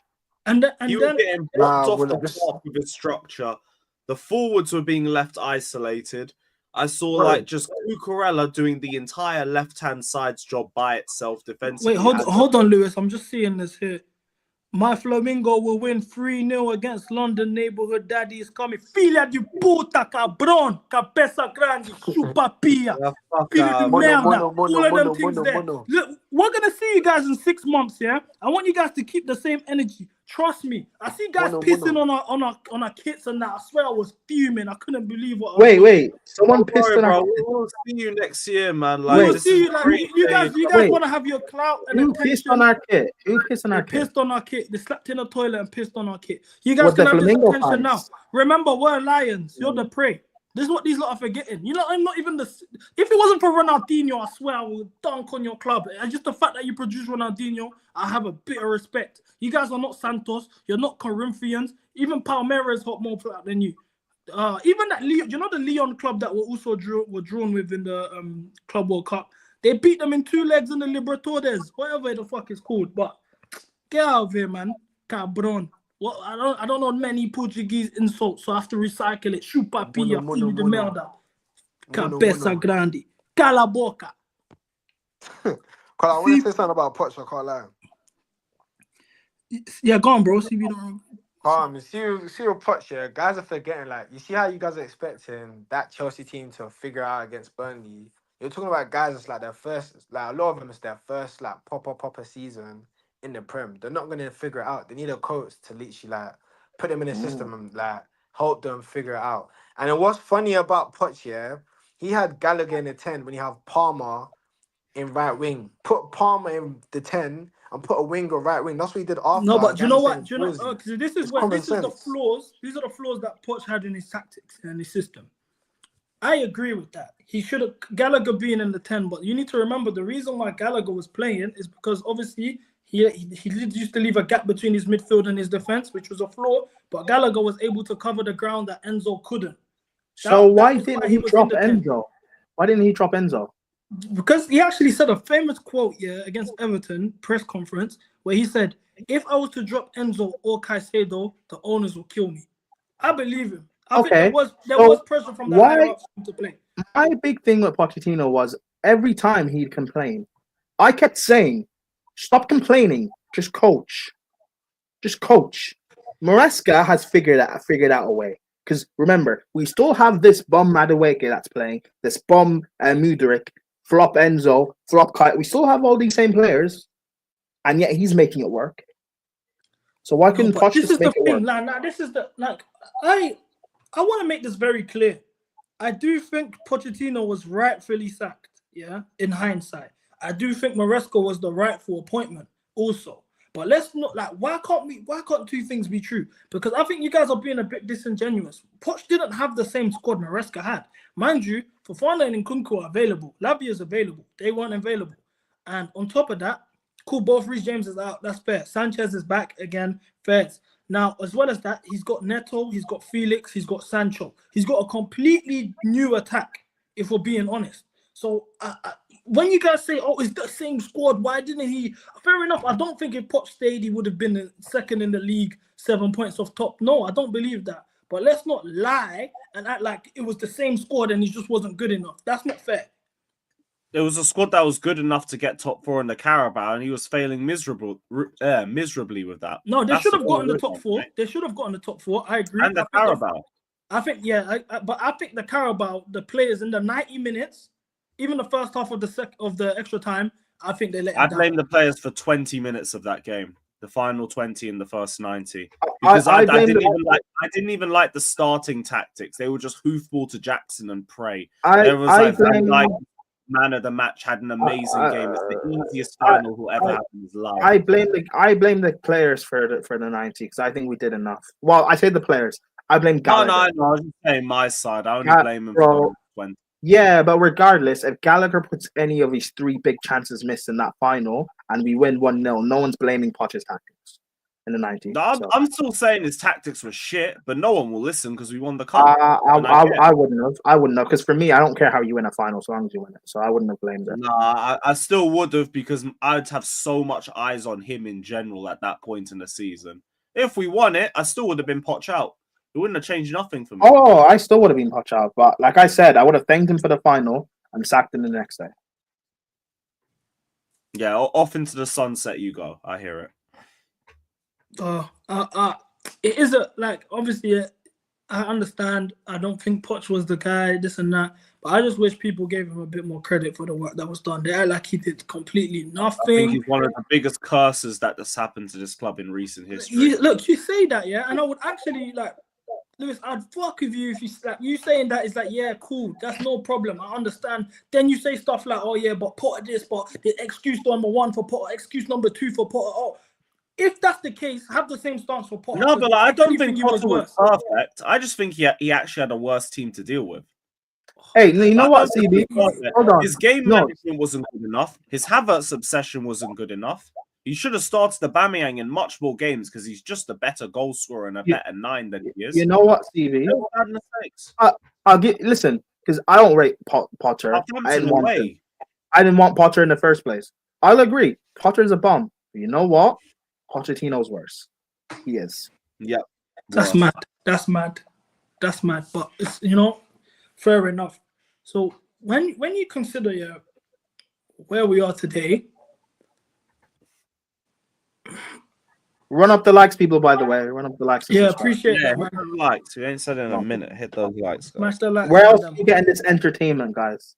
Where else? Gave you guys 3.5 hours, But as I was saying, so when you look at where we are today, how much credit now, because what we spoke about on last year, how much credit do you give to Maresca or the board for fixing the squad in terms of improving the squad, or Maresca for being an improvement on Poch? I give the board credit for signing or for putting in the right scouts to sign these quality players. I'm critical of the board for hiring 2 awful managers back to back, but I also give the board credit for Maresca in appointing him. They took a gamble because championship manager and all of that, but they actually did their research properly. That's why when we hired Maresca and I looked into him, I was actually happy with the appointment. I wasn't happy with Pochettino or Potter, but with Maresca, they actually did their research properly and they got it right. So we credit all around to everyone. I think the scouts, I give credit to the scouts. One thing that's been irritating me, when Duran scored, he scored them worldies, he scored against Bayern, I think, and everyone was like, "Whoa, I told you, scout, directors, But you didn't pull the trigger, you didn't sign him. Our scouts are doing good jobs at identifying certain talents. Omorodian, he scored a brace against United. It was the same amount of talk. Well, identifying the right talent, scouts are doing the right thing, but the sporting directors aren't getting it done. Same with even we needed a defender, we needed a keeper, we needed a striker. None of that got addressed. So if we fall short in terms of the title, we know exactly where the stumbling blocks are in terms of achieving our goals. So I understand, and then what you said, I agree with the fact that we didn't bring in we just had 2 back-to-back horrible manager appointments. So that's why at the time when Maresca was being talked on about brought into the club, why I was very skeptical. It wasn't because I've got a Maresca agenda or I want the club to fail. I'm spouting negativity, all of this talk, but I've just seen you guys bring in Potter, the worst coach of my lifetime, and then you brought in Poch, who's the worst coach of you guys' lifetime. So we were in agreement that the worst 2 coaches we've ever had came back to back with this ownership and sporting directors. So them bringing in Maresca now, don't expect me to just start clapping and cheering immediately. Mind you, he has no Premier League experience. I understand that. I understand that. Yeah. And I understand the skepticism. The people that were against him from the start and so quick to say it was all going to fall apart. That weren't willing to give him a chance. Because, again, Maresca wasn't in my top 5 or anything. It was quite a surprise. But what I did is the same thing I would do is when we sign a player that I know nothing about, let me just do a bit of research on him and see. And I did do the research, yeah, and I understand even if you did your research, I still understand being skeptical. But for me, it was a thing of I understand why they appointed him. I understood the fits. This is part of why I haven't been as critical of the ownership as everyone else has been the last 2 years is because I actually see what they're trying to do. Yes, they got things wrong a lot in the beginning, and they made 2 horrible managerial appointments, but I saw what they were trying to do. So for me, it was, this is your last chance. You have to hire a quality manager now. Make or break. If this Exactly. fails, yes. If this fails, then I will fully turn. And whether people can say it was a bit of like logic or a bit of copium or whatever, I don't know. But like, I looked at Maresca, I looked at the good things, and I just knew it would work out. And what we're doing this season, for me, we're not overachieving. We're performing how we should be. The only reason why we look to be in a title race is because of how poor City and Arsenal have both been this season. That's the only reason why we're close to the title. Mathematically, I hear you. But we've only lost 2 games, to be fair, innit? So yeah, I hear you. Sure, Bro, exactly. but I think because we lost 2 games against teams that are supposed to be better than us. So that's why I'm not angry. You see, with the Maresca talk, what irritated me is, obviously, for a large amount of time, we was hearing briefs from the Thomas Franks to the Ruben Amarims to the Robert De Zerbis to even McKenna. And I remember when guys on our fan base in general were asking for Hansi Flick and Luis Enrique and Xavi and all of these top names.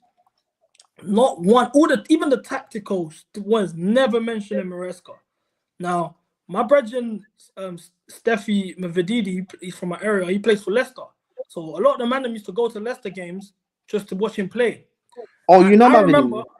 Yeah, he's from. Obviously, I'm from Barking Dagenham. It's local. So nice. a lot of people were from there. So a lot of the men were going to these games. But every time though, and mind you, these lot were top of the table, flying. I remember that it was vibes.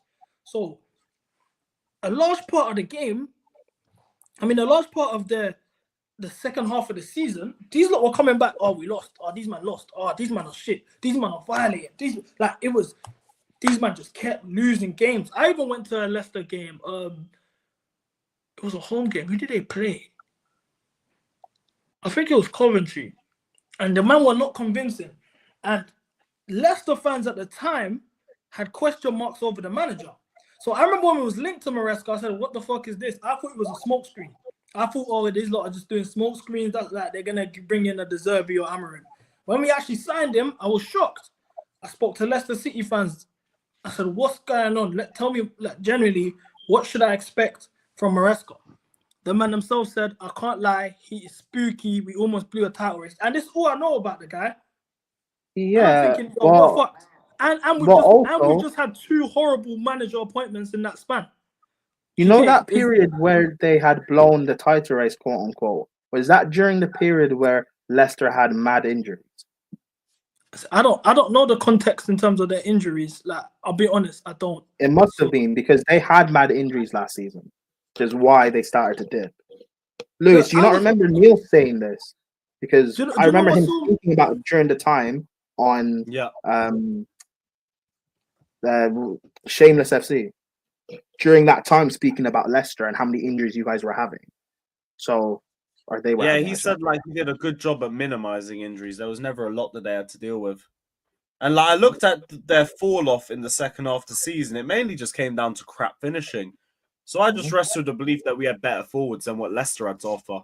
Then I look back at when we played Leicester, they were bopping us off the park in the second half with similar game management to what Maresca's showing now. We only beat them because they went down to 10 men. Otherwise, we would have gone out the cup in the quarterfinals. Bro, they had old man Vardy, Patson Daka, and Kelechi Iheanacho as their forward line.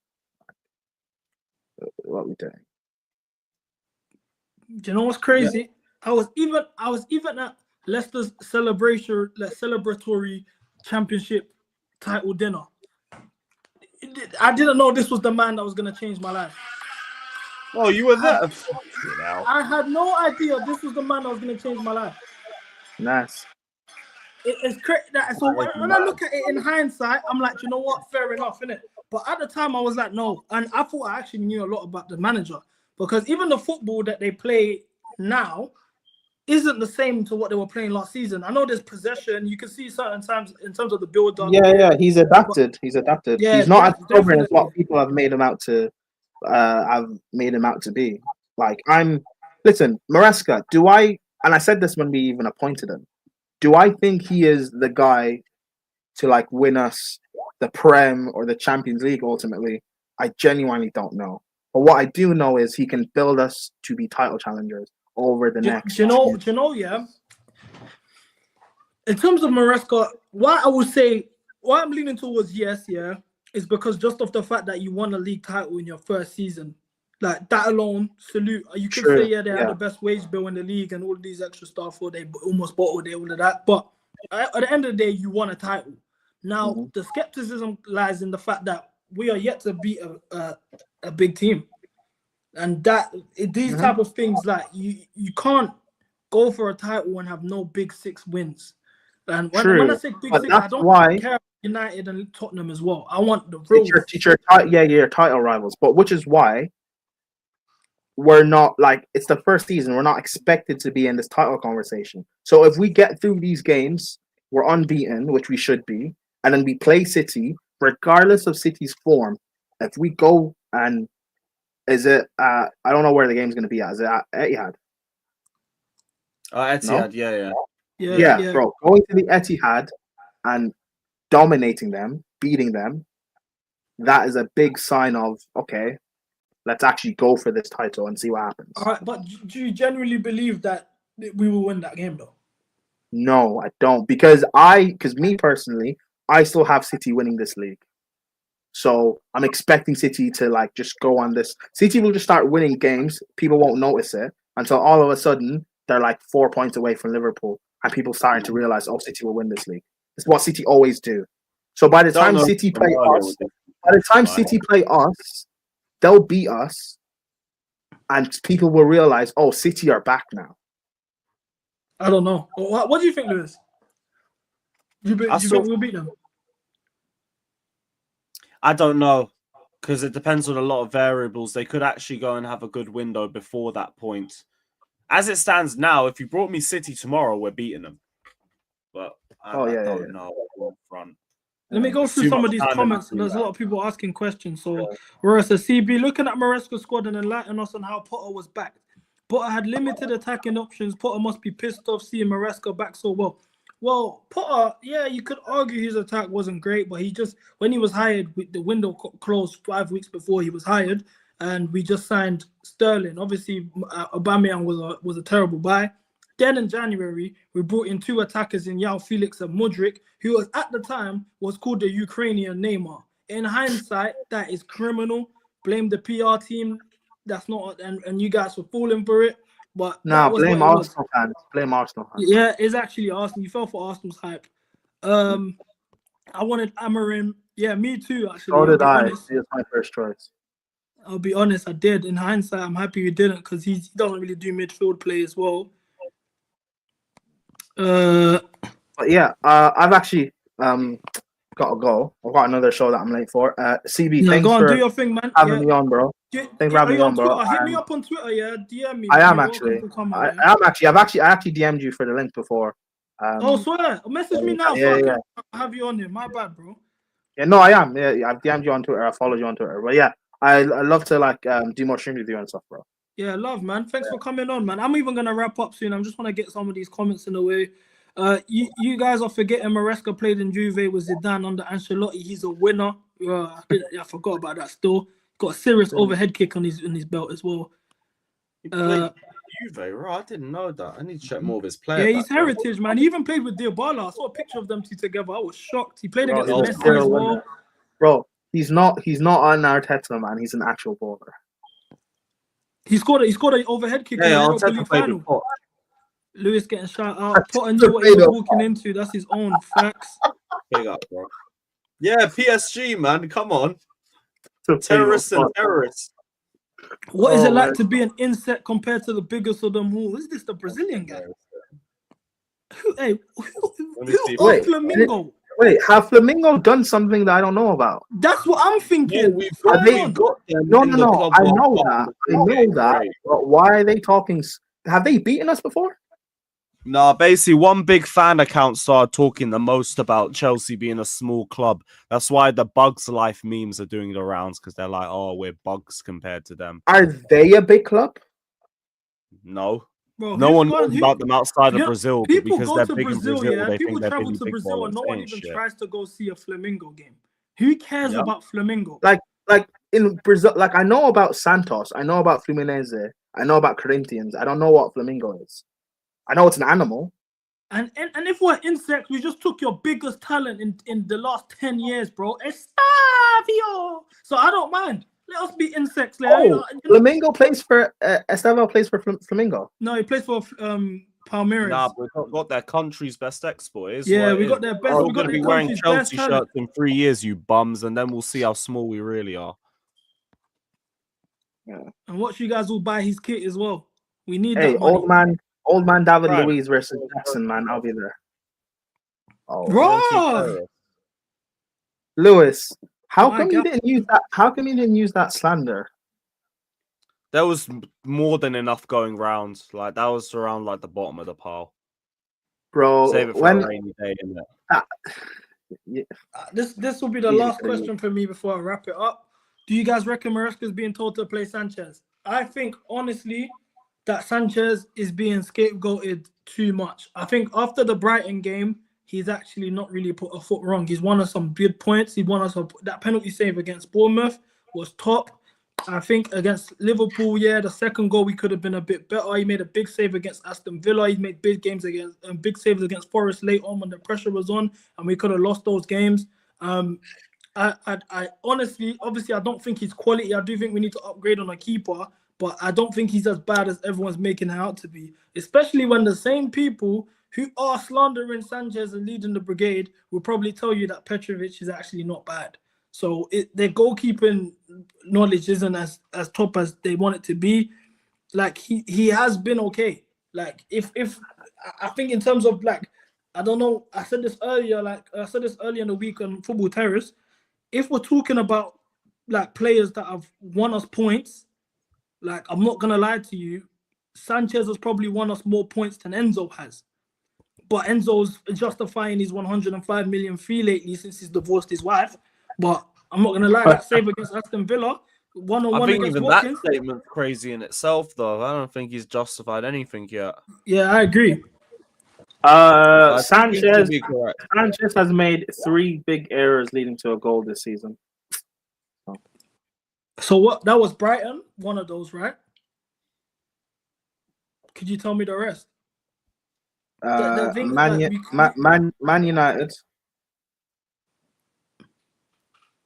Man United, you could look at well, there's another game in a minute. Liverpool, is that the Wolves. other one? Is it No, Liverpool? Wolves. Wolves. Yeah. Wolves. I think Man City for the second goal as well. He had a big part to play in that too. Mm-hmm. Yeah. Palace was a wonder goal. Don't really blame him for Forest either. Sanchez, I don't know. I still don't rate him, but it seems like for now, maybe we can get top 4 with his deficiencies. But if you guys want to talk, and when I say you guys, I mean some of this fan base and rival fans and the media want to talk about title, then you need to get me a superior goalkeeper. I can't have him in a title race. I agree. Yeah, you need to, in terms of if you want to really dominate in this league or win stuff, you need a top goalkeeper. But I've seen Arsenal compete for the title 2 years on a bounce with Ramsdale in goal.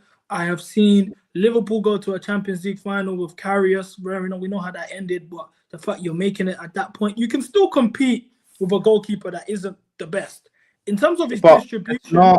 It's not competing if you have no chance of winning it. No, but how can you say we have no chance of winning it when we have the third best defense in the league? So I'm talking about Arsenal. I never believed they'd win their title races. But that's because they're Arsenal. You wasn't looking at that saying because of Liverpool. I did because I never rated Ramsdale. No, but I hear you, yeah, because I don't rate Arsenal as well. My little brother's an Arsenal fan. He's like, no moment did I think they were going to win the league. But I wasn't looking at them saying you're not winning the league because Ramsdale was in goal. Do you get it? Yeah, but I think there's other reasons why we won't win the league aside from just Sanchez. Like such as what? Aside from just Sanchez, I think there's other reasons why we won't win this league. Like what are the other reasons though? You lack the experience. That's what it is. Yeah. The experience, the consistency. Again, we still haven't won a big game yet. Can Like, these it's guys possible we handle? can. Can these guys actually handle the pressure? Yeah, it's possible we can win it, but you have to realize these players haven't done it before. Like when you look at City, they got KDB. Basically, half the whole team's basically won like a Premier League before. They know what you need to win a Premier League. You got Liverpool, they got Salah, they got VVD. Like they got players that have actually won it with us. It's like the first time. It's possible we can do it, but it's going to be the first time us doing it. So like But the you know, chances of but us this is doing it why ain't I that high. think it works in our favor, yeah, because we are the unknown. We're facing even right as of now the way the manager's been dealing with things like, no, we're not in the title race. No, we're not at the level of City and Arsenal, Liverpool, all of this stuff. What we're doing is there's zero expectation on us. City, regardless of, you saw how the reaction was after they started losing a run of games. It's, oh my God, City's full off. It's all the attention. You're seeing Pep losing his mind on the street trying to fight people because he can't hack it, the pressure. Then you look at the fact that Arsenal, in the sense that if they don't get this done, there's question marks on Arteta. Is his job, this and that. Liverpool are 7 points clear. We've seen them time and time again be in positions where they're clear or they're favourites to win the title or they're in the title talk and they fall off a cliff. And that, dealing with that, them three clubs got a lot of pressure on their hands. We're the only team in this supposed title race that if we don't win the league, it's not the end of the world. No one cares. Us as a I family, agree, obviously, which would be is upsetting, but it's like it's not that a lot of these yeah. players. If City don't win the league, their whole team they're going into rebuild.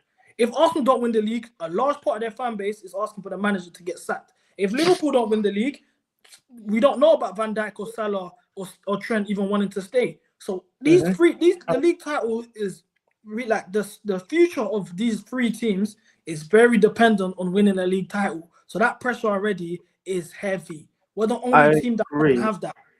I agree, which is why I'm happy. Like when Maresca keeps coming out so good, we can just chill. and downplaying things, when our team, like our captain and the players, are coming out and like just trying to minimize and chill expectations, I'm happy with that. It's a good thing. So we'll go and see what ends up. Listen, even if we go and say challenge and then we end up falling away in the last couple of months of the season, that's a massive improvement to where we've been the last 2 years. So, we just go again next season. So, and actually get over the line next season. Yeah, let's see, man. Let's see. One game at a time. Every game's a cup final. We've got Spurs on Sunday. Hopefully we get the business done. Up the Chelsea every time. Big up the panel for coming on. You man are always welcome. Big up the chat. Before I go, just smash up the likes for me, man. And this is the longest stream I've done on YouTube. 3 hours, 45 minutes. Up the Chelsea every time. Longest I'll be stream back so tomorrow. far. Man, Come salute. on. Chelsea.